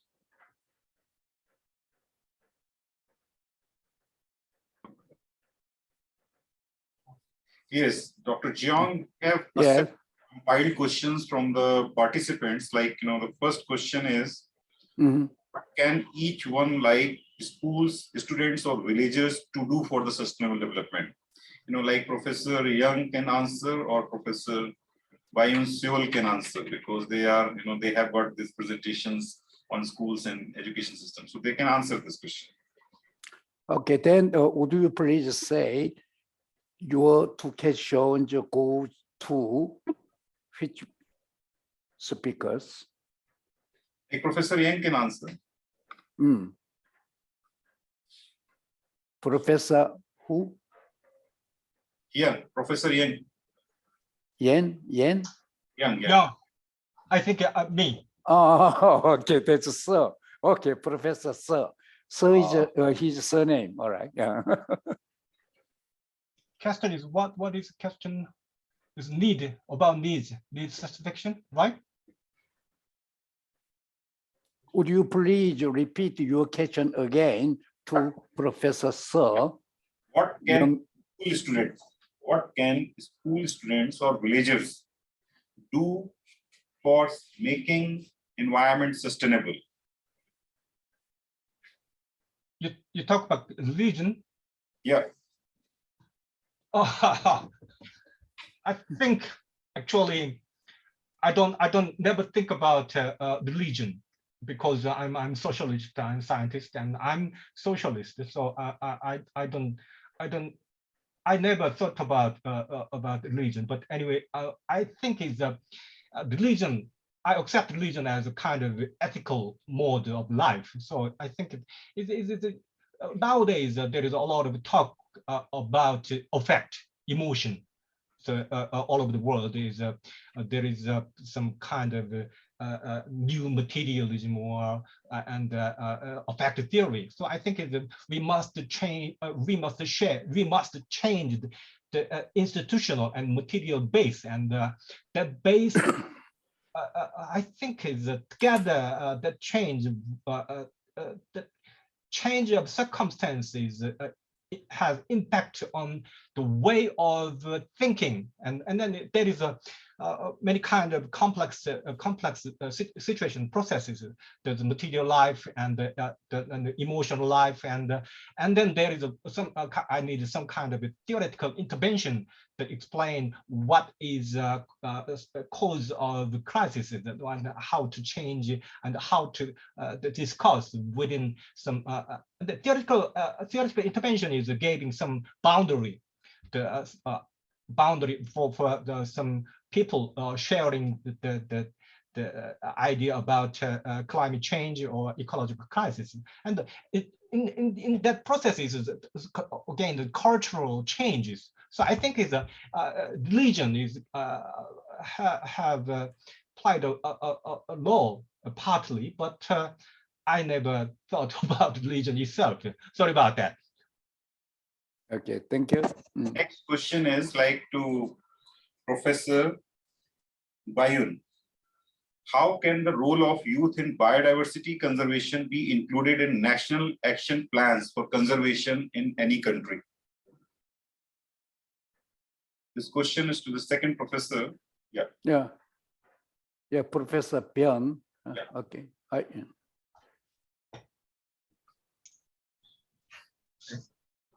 I'm sorry, what is your question? Please repeat your question.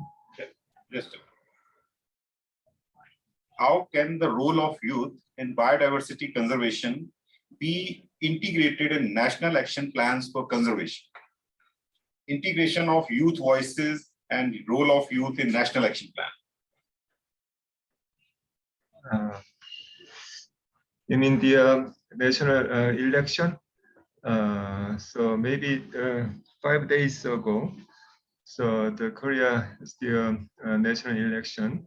So maybe Incheon Green Union and so many people and youths proposed the green policies such as the conservation, the ecosystem of Gyeong Mountain, and waste recycle society, and the preservation of wetlands of Incheon. Maybe that kind of policies are proposed to the candidate of a mayor of Incheon. So maybe a lot of many candidate mayor accepted the kind of proposals. So they maybe they accepted it as the official agenda, official issues their maybe policies. I think the that kind of political activities of citizen, Incheon citizen, and young maybe teenagers, very important for important in terms of politically. I think so. Okay, thank you. Yeah. Thank There you. is two questions to me. I checked that one is asking about my opinion about degrowth, and the other one is, I guess, I argued the transition from growth and profit seeking to need satisfaction. But some guys that comment on my opinion, that guy argues the need, I think reduction of need is green. He think is a key moment and the key idea toward green society. I have some. Can I have a comment, reply that question? Yes, you can. Okay. Precisely. Keeping in mind the time. Degrowth, I agree with that. But I think Ian Goff, Professor Ian Goff's book talking about relationship between degrowth and the Green New Deal. Professor Goff's main argument is degrowth itself is with a degrowth idea, it's difficult to motivate ordinary people to take part in green action. So we did some more concrete idea about how to organize, how to motivate the ordinary people to take action, take part in green action. So Professor Goff's idea is we needed some how to say the hegemonic idea to link ordinary people's idea to green issue. So first stage, we can talk about Green New Deal or something like that. But the long-term goal must be the growth. Is I think is the cogent argument. I think I agree with the Professor Ian Goff's idea. The second one is yes, we have needs, and the needs itself is controversial. So I think the we distinguish need from desire and want, and needs we share the non-human species. So and different category people, the class, different classes, and gender, and the ethnic group have different kind of needs. So needs with the needs, we discuss how to satisfy the needs through the deliberative democracy, and then we I think is some people confused with needs and the consumerist desire, but theoretically we can distinguish between two different concepts. So I argue needs, these concept of needs makes us talking about the link between continuity between nature and non-human species and human being. So it's kind of resource and kind of information and kind of knowledge based on that based from that knowledge and information, we can discuss how to change our way of life, way of meeting needs. It's a very democratic and green politics. I think it is possible. My point is that I not just to accept existing level, present level of needs. I never thought that. Okay. Any more questions? No, sir. Sir, can we conclude now, because the third session is running late, so we can take something in chat, and then yeah. Okay. Then based on the contents of two presentation, question, and the answers on the questions, I think we can conclude this session. The role of youth in environmental sustainability in a narrow sense, and sustainable development in a broader sense.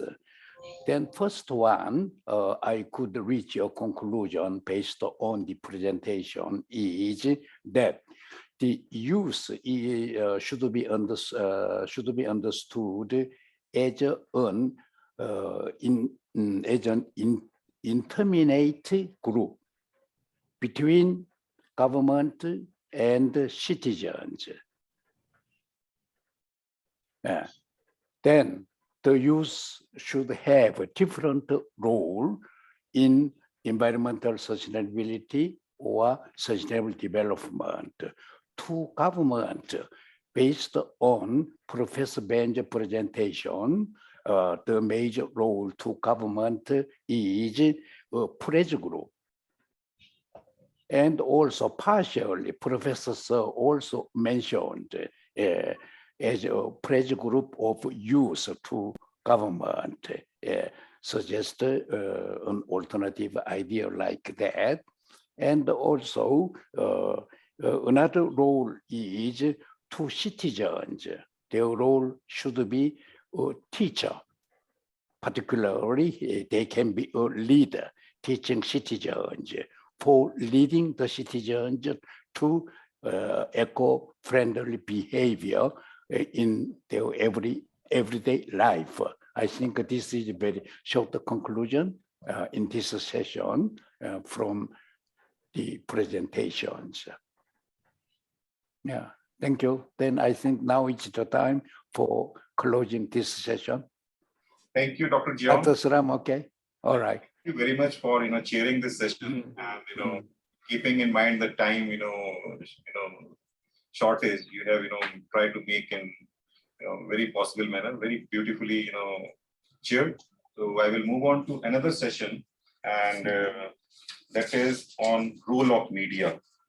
Role of media in communicating climate change.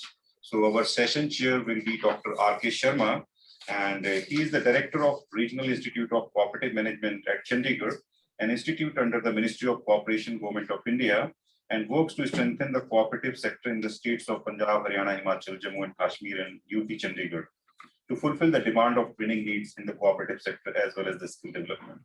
The institute also works for the resettlement of personnel from defense sector in association with Ministry of Defense. And Dr. Sharma has done his BA and MA Economics from Jivaji University, Gwalior, MPhil in Economics from Devi Ahilya University, Indore, and B.Ed from Kurukshetra University.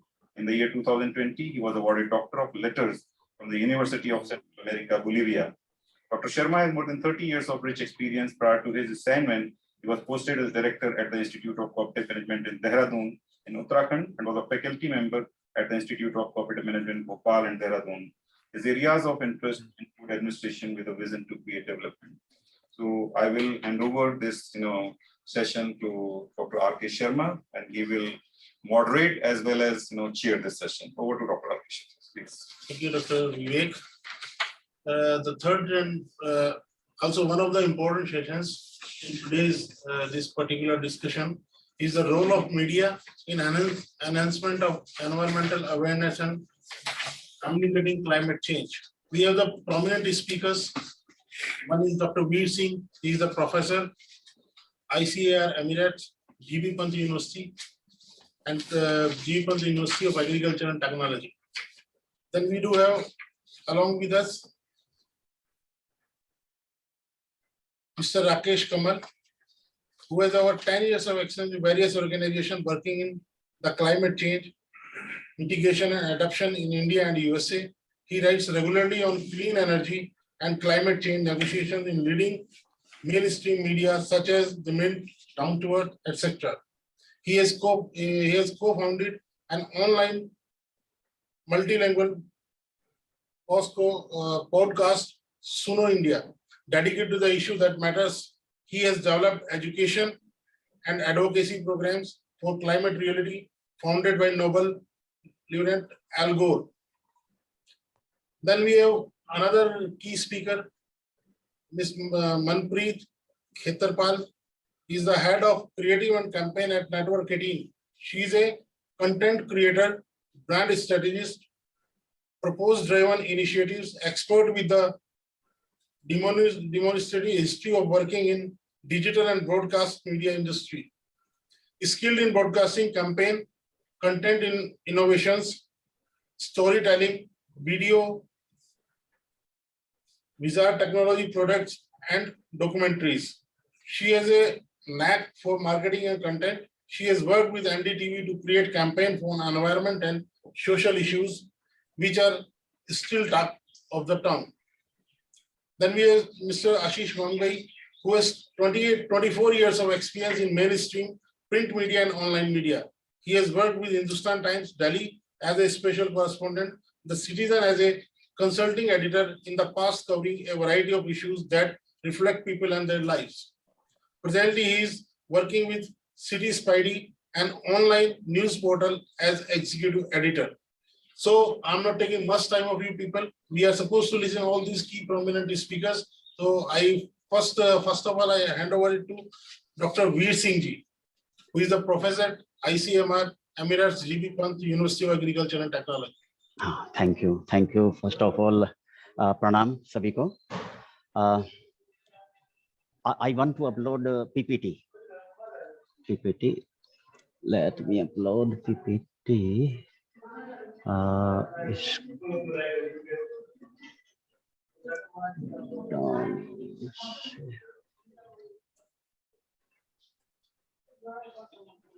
ये एक इसमें PPT upload करना है, ये करना upload. हाँ,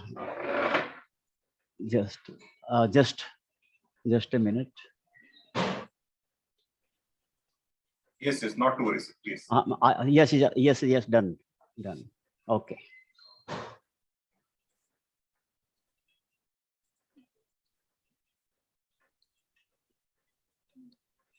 कौन सा? Where is it?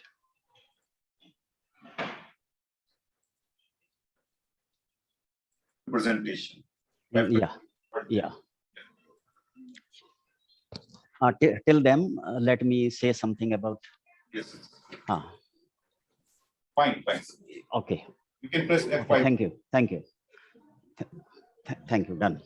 Okay. Let me begin with a T.S. Eliot's short poem, or maybe a quote. Where is the life we have lost in living? Where is the wisdom we have lost in knowledge? Where is the knowledge we have lost in information?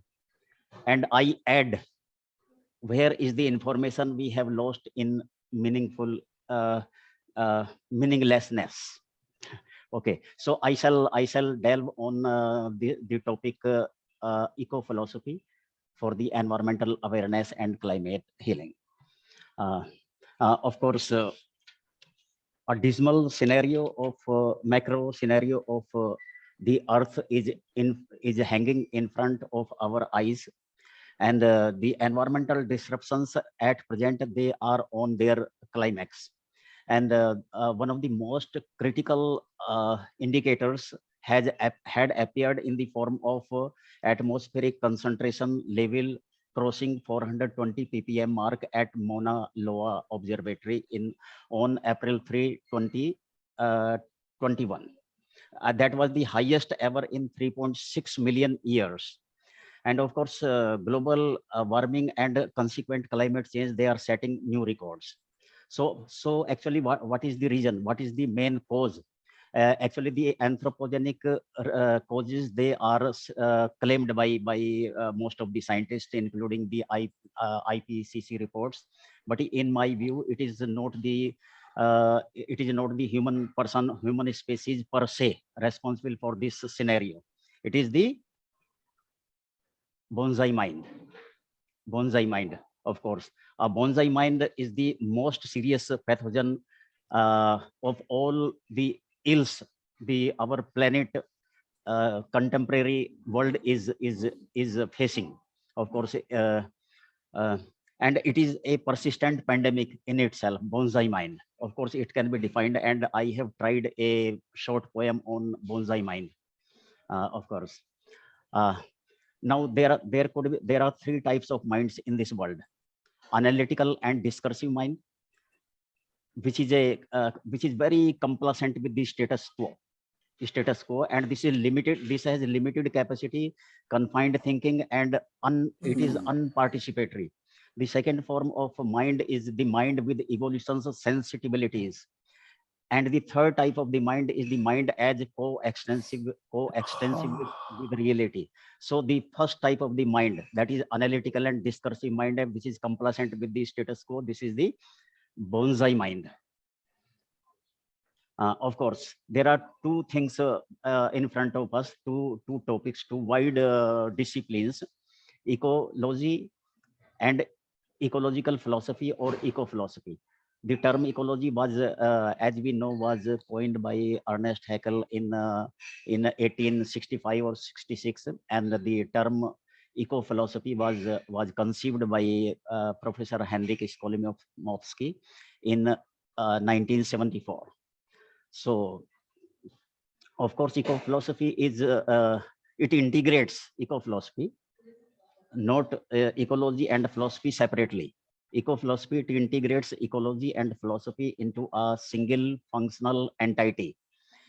In our contemporary world, ecology cannot be meaningful without philosophy, and philosophy will stay cool, inert, incomplete, and somewhat less meaningful without ecology, because philosophy without ecology, without embracing ecology, or is merely an analytical kind of philosophy, which is not much meaningful in our contemporary times. And of course, what when they both unite into oneness, a sort of synergy is created. Ecology infuses life, more life and more life into living earth, and philosophy affixes sanctity and new values to life and takes care of the whole ecosphere of which the ecology structures. Ecology deals with all the species. Philosophy deals with human persons to value all living forms of life. Ecology is for greening the earth. Philosophy is for greening human mind. Ecology writes the story of sustainable living planet, and philosophy writes the glory of the mother earth. Ecology is the song of life. Philosophy is the human song in the praise and glory of life. So this is something about eco-philosophy, and there are certain elements which eco-philosophy embraces. These are living Earth combats cosmic entropy. So eco-philosophy explains why this planet has evolved into a living planet, and the purpose is the purpose is cosmic, not this is not an attribute of the Earth itself. And a living Earth, it is capable to combat cosmic entropy. So it is a cosmic design of cosmic evolutionary design. World as a sanctuary, which eco-philosophy treats. Eco-philosophy treats the world as a sanctuary. And integrated oneness, it calls for the integrated oneness. Life loves life. Life doesn't love lifelessness. Every living individual of every species loves to be loved. Life tends to be in the mode of enhancement. Veganism, it calls for veganism and or vegetarianism. And compassionalism, roots of ecology, canopies of cosmology. Of course, it is rooted into soil, it is rooted into earth, and its canopies, they are connected with the cosmos, with the energy of the cosmos. And of course, it is capable to explain the terms like cosmo-ecology and like eco-cosmology. Of course, and one of the main reasons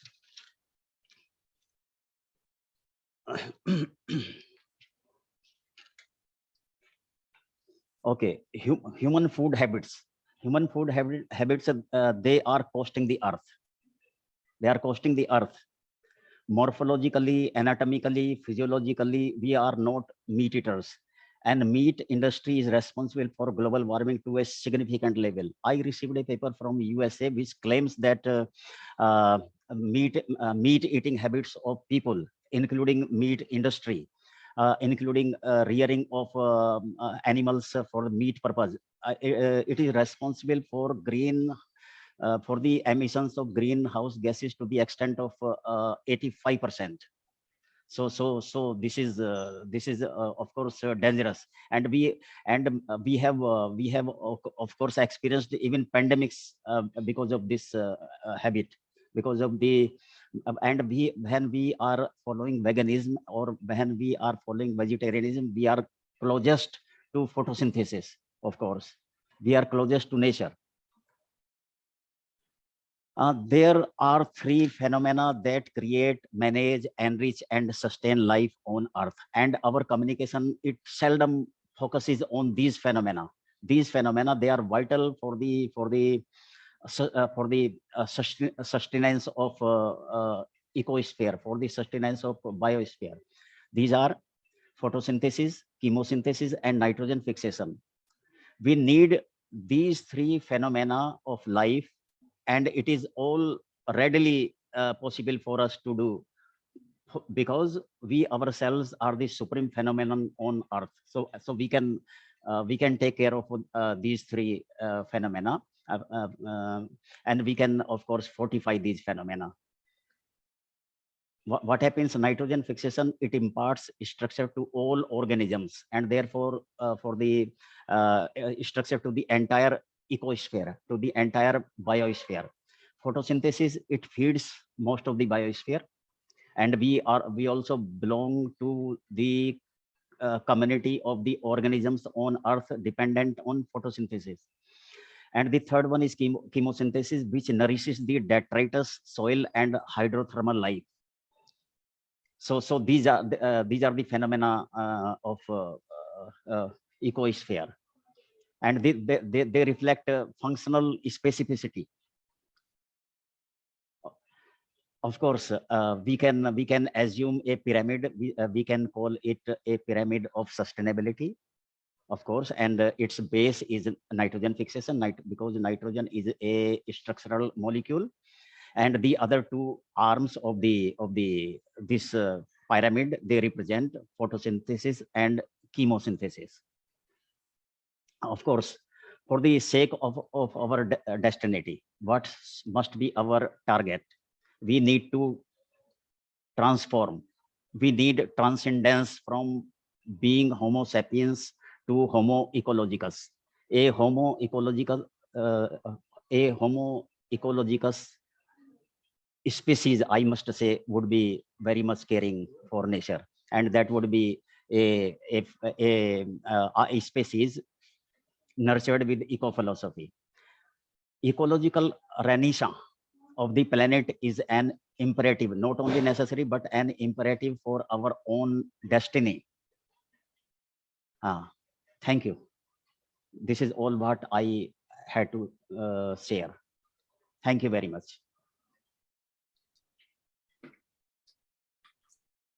Thank you, Professor Saab. Thank you very much, Professor Saab. Oh, okay. This was really the thing that eco-philosophy, bonsai mind, life, life, analytic mind of econism, coexisting reality, ecological philosophy. These are few terms which are really plays the important role in our life. Yeah, of course. Thank you very much. Yeah. Now, thank you. Permission. Now I request Shri Ramesh Kamalji, Rakesh Kamalji, to please address us. Yes. Hi. So I have no PPT. I mean, I understand it's the role of media, right, that we are discussing today in enhancement of environmental awareness and communicating on climate change. So it's very important, the role of media today, you know, when everything that we know, all the communication that happens is through media. It's very important that media covers climate change in the way that it should be. Instead of creating the panic, there is a need for creating awareness about issues, about how solutions can be, you know, how we have existing solutions, how we have these challenges, and how do we communicate? Like, for example, we had one of the worst heat waves this year, and what did we do? I mean, other than there are guidelines that the government gives. How will they be communicated to the people? That is where it becomes very important on the role of media. Communicating it to the most vulnerable people. How do you communicate about the heat wave that I'm talking about with someone who's old, someone who homeless people, or how do you question the government on if they have not delivered? So role of media becomes very important. Instead of I'm a co-founder of an independent media platform called Suno India, and that is what we try and do, where we are trying to take one specific topic and do deep dive into it. The challenge right now that we have is news organizations have their own way of doing things, and they are not able to give the enough time that ideally should be allocated. And hyperlocal issues where things like for example, whenever there's a heat wave, the government has to give guidelines on what has to be done. Say, for example, the temperature in this city is 42 degrees. The government has to roll out water. There has to be an action plan for it, right? There has to be water. They have to provide shelters. They have to do these things. But that is where the role of media comes in, where the role of media is to generate awareness that this is happening. The role of media is to question the government if that is not happening, why it is not happening, and to continue and help the government or help the people know more about what exactly is happening. So that is where I feel the role of media is right now, and it's a very important thing. I wish more mainstream media also takes up issues related to climate change, talks more about the science of it, the science behind it in a convincing manner, and talks about it in such a way that it's interesting for the listeners. We are in an age where 15-second videos are being made, right? And that is where you need to look at being creative and innovative, and make sure that the information reaches out to the people. And so these, I feel, is the most important thing right now that needs to be done, where this communication that is happening has to reach to people. I can, if you have any questions, feel free to ask, and I can probably explain what I feel more. Yeah, thank you. Rakesh Kamalji, really, it's time to act as per you. Need for creating awareness in place of panic. Yes, sir. Action plan should be there, provided through media. and creative and innovation should be there to provide through media for climate change as well as for the environmental friendly. Thank you very much. Thank you. Now, the time for Ms. Manpreet Khetarpalji to please come forward and give your comments on today's this gala gathering.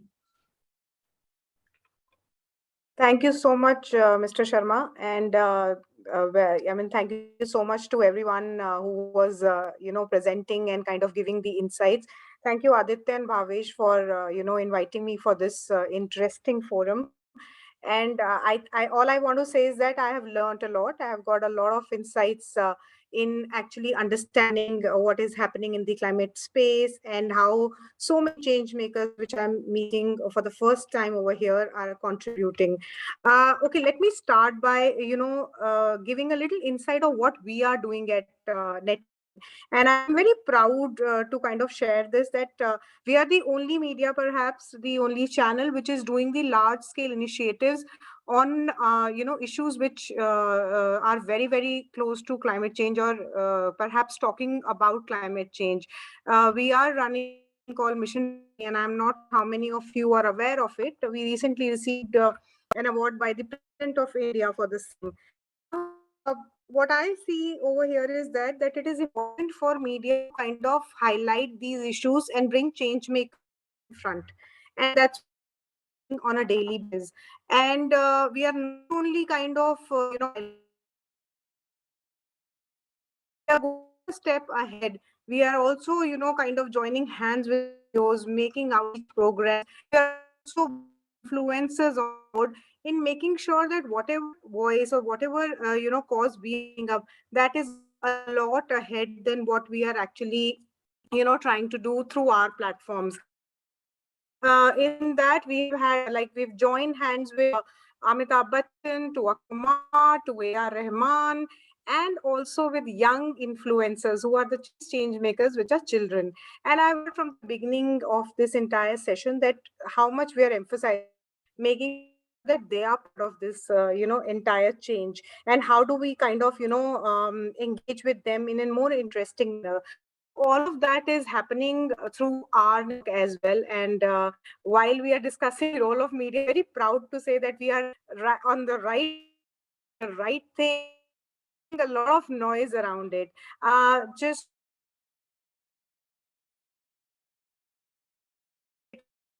to us, and we didn't know what to do, and Mission Pani was at fault. We didn't know whether to care about what's happening in their lives to kind of save themselves or to talk about. So we quickly, huddled together with our partners, and we all came together and discussed how is it that we can create a one powerful, messaging. So we spoke to A.R. Rahman and everyone. Prasoon Joshi wrote such beautiful lyrics for our anthem, and we engaged with children. Sitting from their homes, we created an anthem, which was the most powerful anthem. And we got so many children and their parents together to kind of give that message that while you want to save water, but if you do not save water, perhaps you will not have good hygiene practices and you will not be able to save your life, right? So it is important for us to keep on kind of, recreating or rewriting our scripts in such a way which is more engaging with our audiences. And that's what we are trying to do at our network.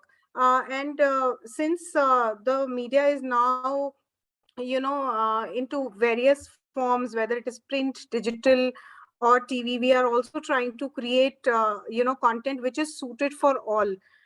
Whether it's someone who's reading a Forbes magazine or someone who's watching a news, on our CNN News 18 channel, or somebody who's actually engaging with our CNBC platform, we are trying to give the message, or perhaps trying to, create or bring stakeholders in such a way where everybody is able to kind of solution.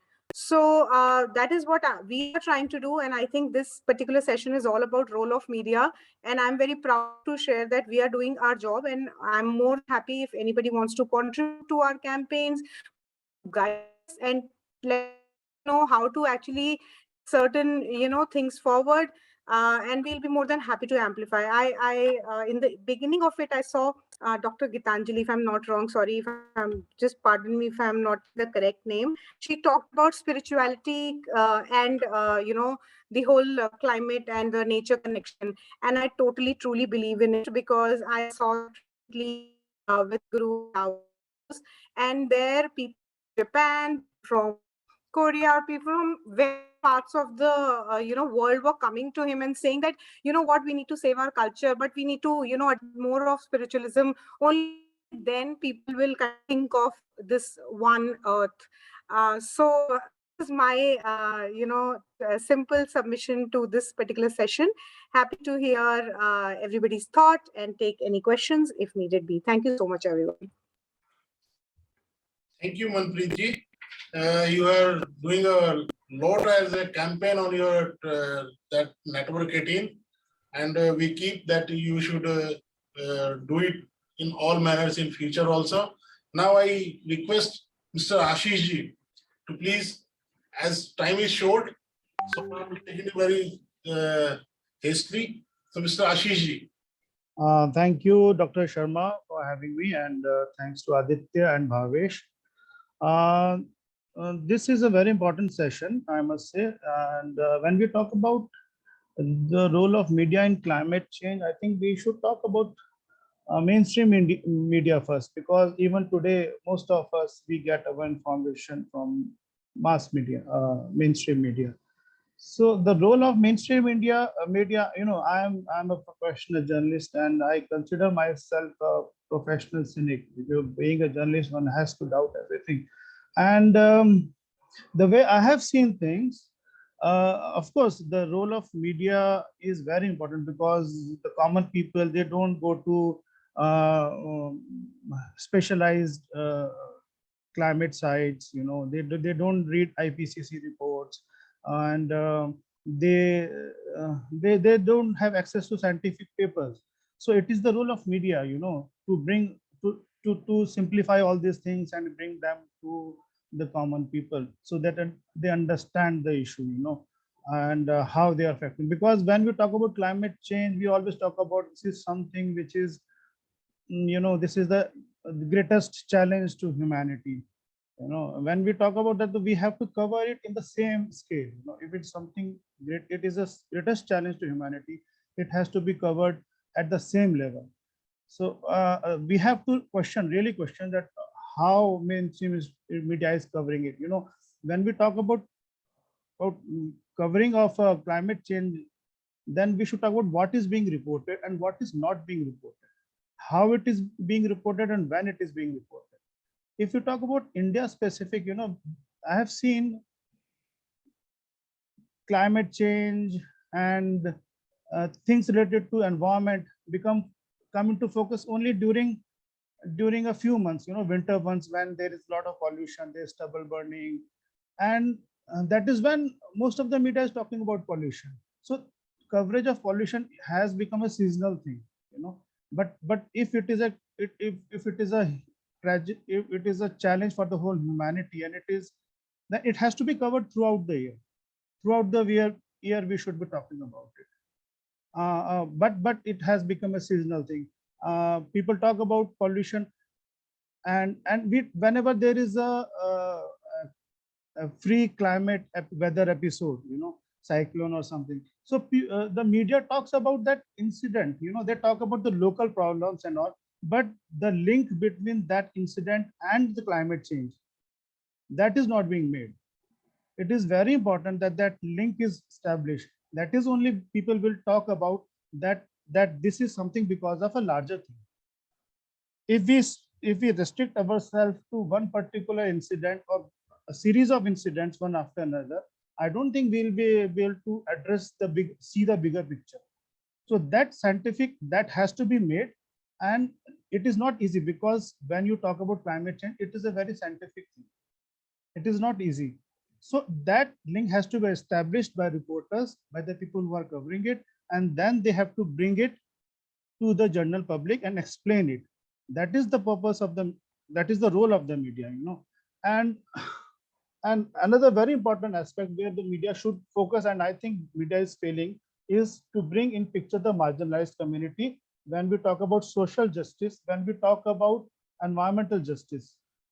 See, so if fishermen in Kerala are suffering because of some climate change, rising temperatures, or if the pastoral community in Himachal is suffering because of changing weather patterns, changing rain patterns and all, who will bring their story? Who will bring their story? It is only the media which can bring their stories to focus because they are paying the price of climate change. So these marginal communities their stories should be told. And I don't know, I think the panelists, I don't know whether they will agree with me or not, but I don't think it is being covered in the same manner which it should be. The scale of the coverage. I don't think it is being done in that sense because we understand. So media has to provide a platform to scientists, to activists. That is its job. That is essential, when it comes to climate change. The media has to provide a platform. But again, the media also has to work towards policy changes.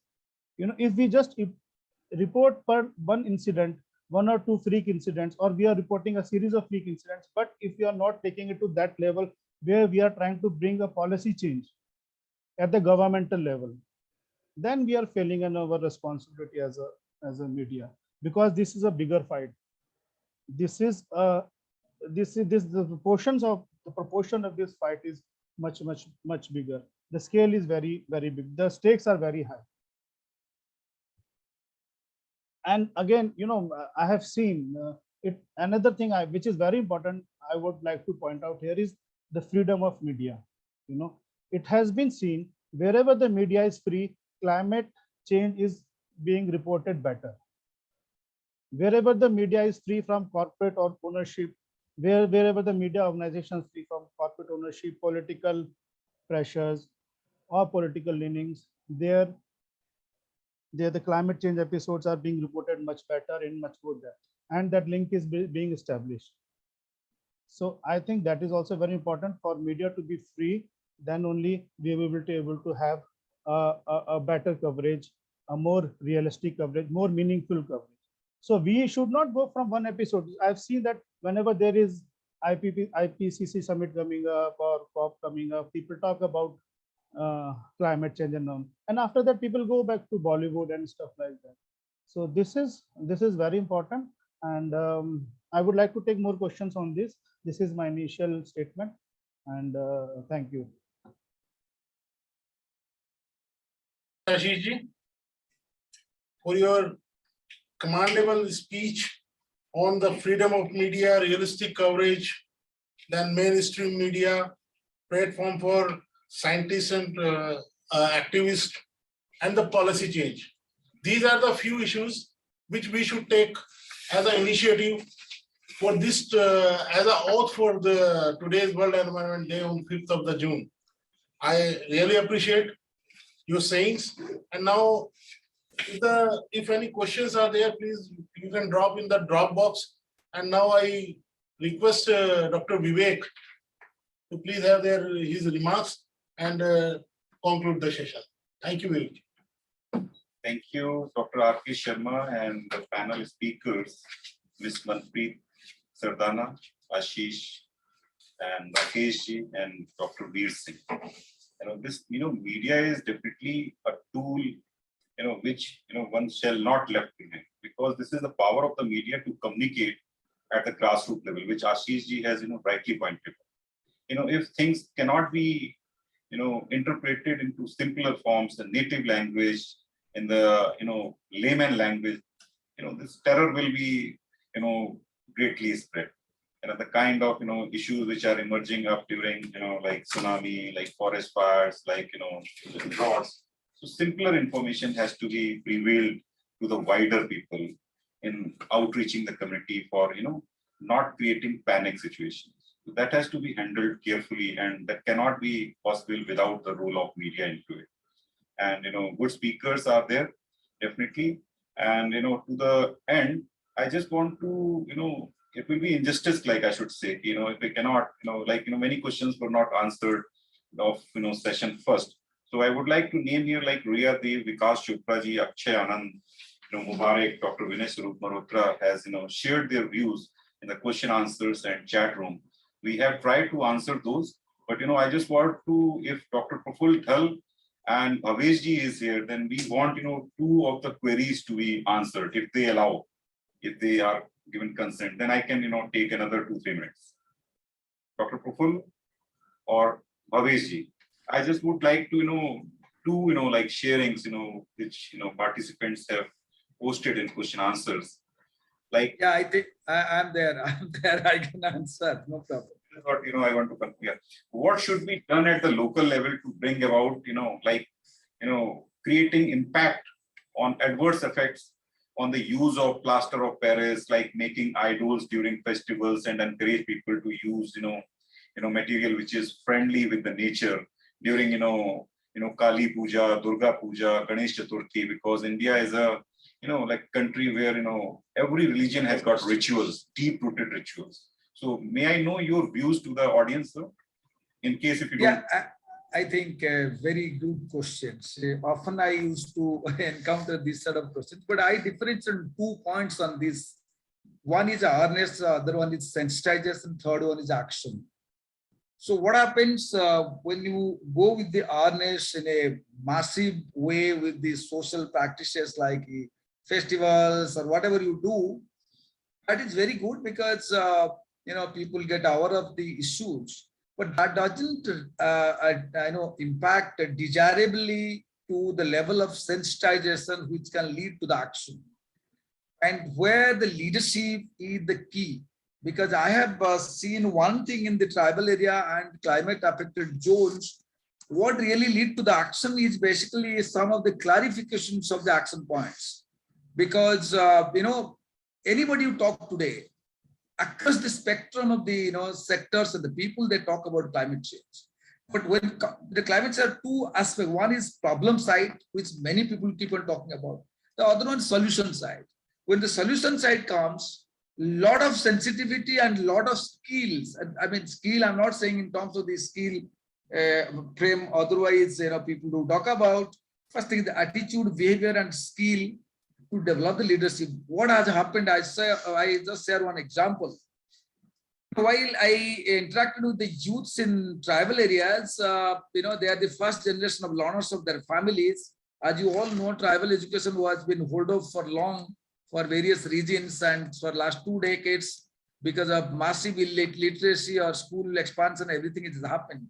They're the first generation of learners, and the youths particularly are oriented in a way that they want to have a different kind of engagement in society, and the environment has never been in their frame of mind. Though environmental resource is the key, whole world look for that. So for example, forest, for example, water, for example, agriculture, where the economy can grow, alternative can happen. And everybody looking at startup, they look up to the urban area. They don't know that they can start the startups. So here lies the problem. So we have to have the meaningful engagement of youths with a meaningful concept. That's what is very important thing. Say, for example, bamboo jewelry. I started with 25 girls, and today it is 300 girls, and now it is going to be 1,000 girls. And I'm sure that it is gradually, incrementally, it is creating economy and job for them. And they are not aspiring to move away, and they're started giving value to their own environment, which is forest, which is land, which is soil, which is agriculture, which is art and craft, as others talk about spiritualism, and so many things are there. We need to redefine our roles, and the leader's role is very, very important. I say same thing, climate reality education in the schools. When we started doing, green campus programs, the students came, but few people came forward, and now they demanded the paper recycling, plastic, recycling, everything else. So these things, we can do the things. And I think youths being the 64% of population of India population today, if they can participate meaningfully and link their life and living with the environment product, because I think instead of transition focus, we should now focus with the new economic model, that is circular economy, and that is the sustainable sector economy, which has huge employment opportunities, I can see this can work. Thank you. Thank you, Dr. Praful. And may I want to, like invite here Bhavesh ji in case if he give consent, because the question from Akshay Anand is, like addressed to, very, complicated thing, which, issue is there. Like he has addressed, now, the social experimentation has resulted in pocket of excellence, but why till now mass galvanization is not felt at this moment? I have answered him through a chat, but in case like Bhavesh has also got a good experience working with government and ministries, international organizations, so he must have felt. In case Bhavesh consent, then he can answer. Thanks for this, Vivekji. In fact, I'll second what Mr. Prafulla said. As the question rightly points out, we have pockets of success. Now, how to integrate them and probably see the wider picture is the context which is missing. There have been policies, there have been implementations taking place throughout the length and breadth of country, but as a whole, we have not been able to success and find widespread replications of them. For example, forest rights. So if you go to northern part of India, Himachal and other places, and if you go towards eastern or the southern part, the scenario is totally different. So obviously we need those localizations and localization solutions at the same time as to how they can be dovetailed better. At the same time, when you speak of other industries, I come from energy efficiency background. So we have been implementing projects across India, and I'm happy to share that sometimes it's demography also. So people coming from a particular region have better understanding with respect to prosperity, with respect to deep diving on the subject, and we were able to successfully implement the projects at one place, but at other demographies, things were difficult. So there is a bit of dynamic interface that needs to be enhanced more, I feel. Thank you. Yeah.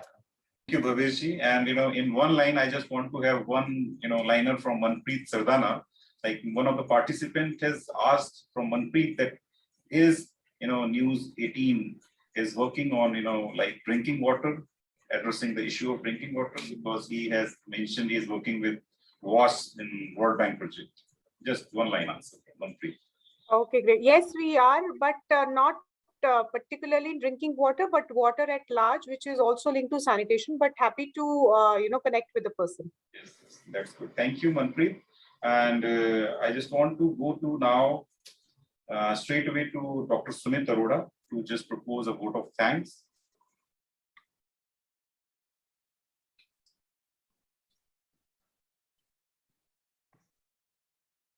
Thank you, Dr. Vivek. I hope I'm audible. Yes, yes, of course you can. All right, thank you. So a very graceful good afternoon to all. I deem it a great honor and privilege to propose the vote of thanks in this International Youth Sustainable Development Virtual Dialogue 2022. My foremost thanks shall start by giving glory to the Almighty God for making this event a great success. At the onset, I would like to extend my deepest gratitude to the chief guest for the event, Senator Dr. P.K.C. Bose, guest of honor, Sir Professor Dai Yun Jong, special guest, Ms. Gitanjali M. Jayakumar, and our session chairs and moderators of panel, Mr. Aditya Pundir, Dr. R.K. Sharma, Mr. Bhavesh Swami, for gracing this occasion and enlightening us with their knowledge and wisdom in today's virtual dialogue on International Youth Sustainable Development Virtual Dialogue 2022, while commemorating the World Environment Day 2022. My special thanks to our distinguished panel speakers from all the three panels who have sensitized us regarding three different domains, including role of cooperatives in sustainable development and community livelihoods among indigenous community, role of youth in environmental sustainability, and role of media in enhancement of environmental awareness and communicating climate change. Special thanks to panel one speakers, Dr. Lokendra Thakkar, Dr. Praful Dhal, Dr. Salman Jacob, and Ms. Prerna Shah for sharing their insights on various aspects associated with the environment and localizing environment-friendly ideas for enhanced livelihood opportunities, collective action for sustainable development through child-focused initiatives, and the role of decentralized government and economic development. My sincere thanks to panel 2 experts, Professor Bine, Professor Young, for deliberating on the role of youth in environmental sustainability and various activities undertaken to protect the ecosystem in Incheon, Korea, and a new paradigm of politics and economic life in terms of understanding the ecological crisis and climate change. Also, I accord my appreciation to panel 3 experts, Dr. V. Singh, Mr. Rakesh Kamal, Ms. Manpreet Ketrapal, and Mr. Ashish for sensitizing us on the role of media in generating environmental awareness by assessing the impacts of human interventions on the environment and suggestive mitigation measures, including grassroots initiatives.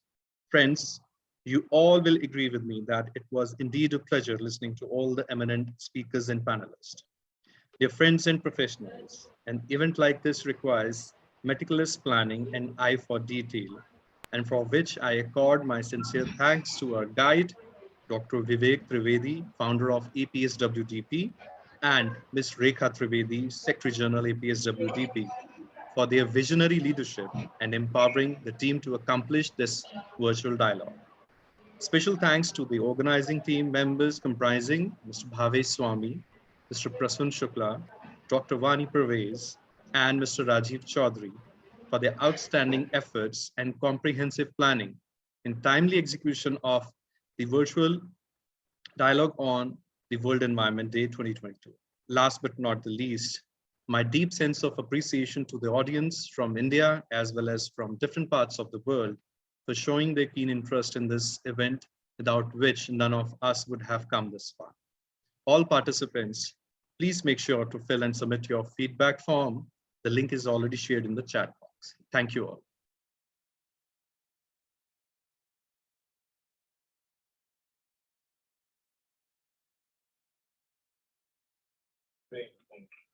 Thank you, Dr. Sumit. Now I will give the mic to Rajiv Chaudhary ji, just to share on e-feedback and how to fill it and instructions thereof. Thank you. Over to Raj. Thank you, sir. We have already shared the feedback link in the chat. So we request those who are not fill the feedback, please go to the link and give your feedback. It will take only within 1 minute.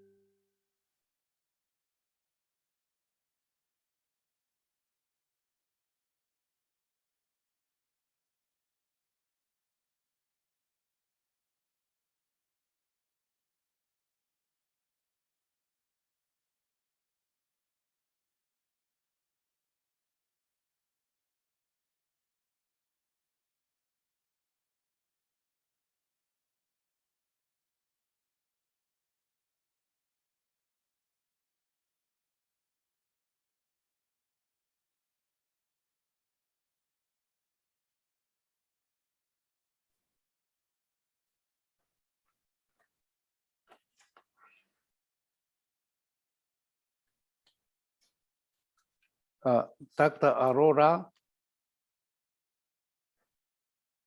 Yes, sir. Yeah, how are you? Yes, sir. I'm doing good, sir. How are you doing, sir? Yeah, I am very fine. Thanks for inviting me. Thank you so much for giving your precious time, sir. It's always a pleasure to have you with us, sir.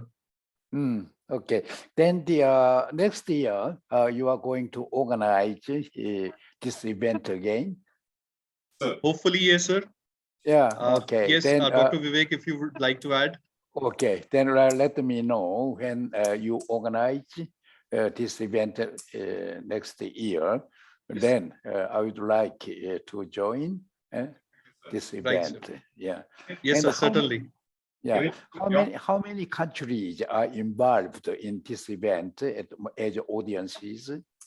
There were 10 countries, participation from 10 countries. Ethiopia, like your own country, South Korea, Japan.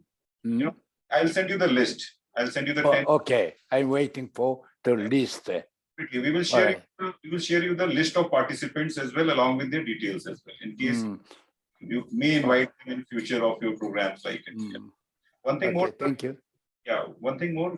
We have tried to develop this as a annual feature, sir. And we would like to engage with you. And in case things are normal, then we have planned with our organizations and our fraternity come to your institute and host a kind of conference or a kind of exchange, because Jeju is one of the highly preserved biodiversity, and I have visited Jeju twice in the last 9 years, and I'm impressed, and I learned a lot from your institution and Unitar Sifal also. So thank you. Civic Okay, that is okay. Or then please email me the name of countries. Okay, I'm waiting for it. All right. We'll share. All right, sir. Goodbye, sir. Thank you. Thank you, sir. Yeah. Yes.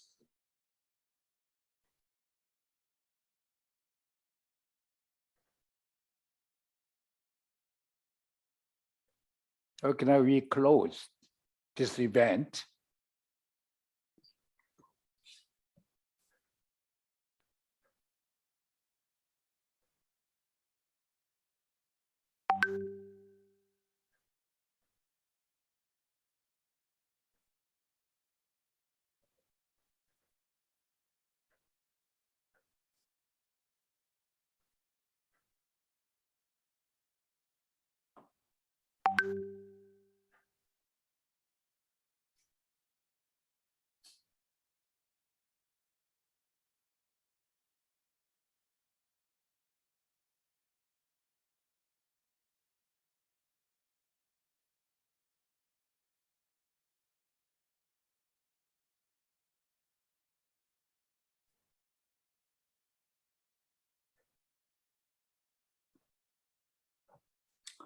Okay, bye everyone.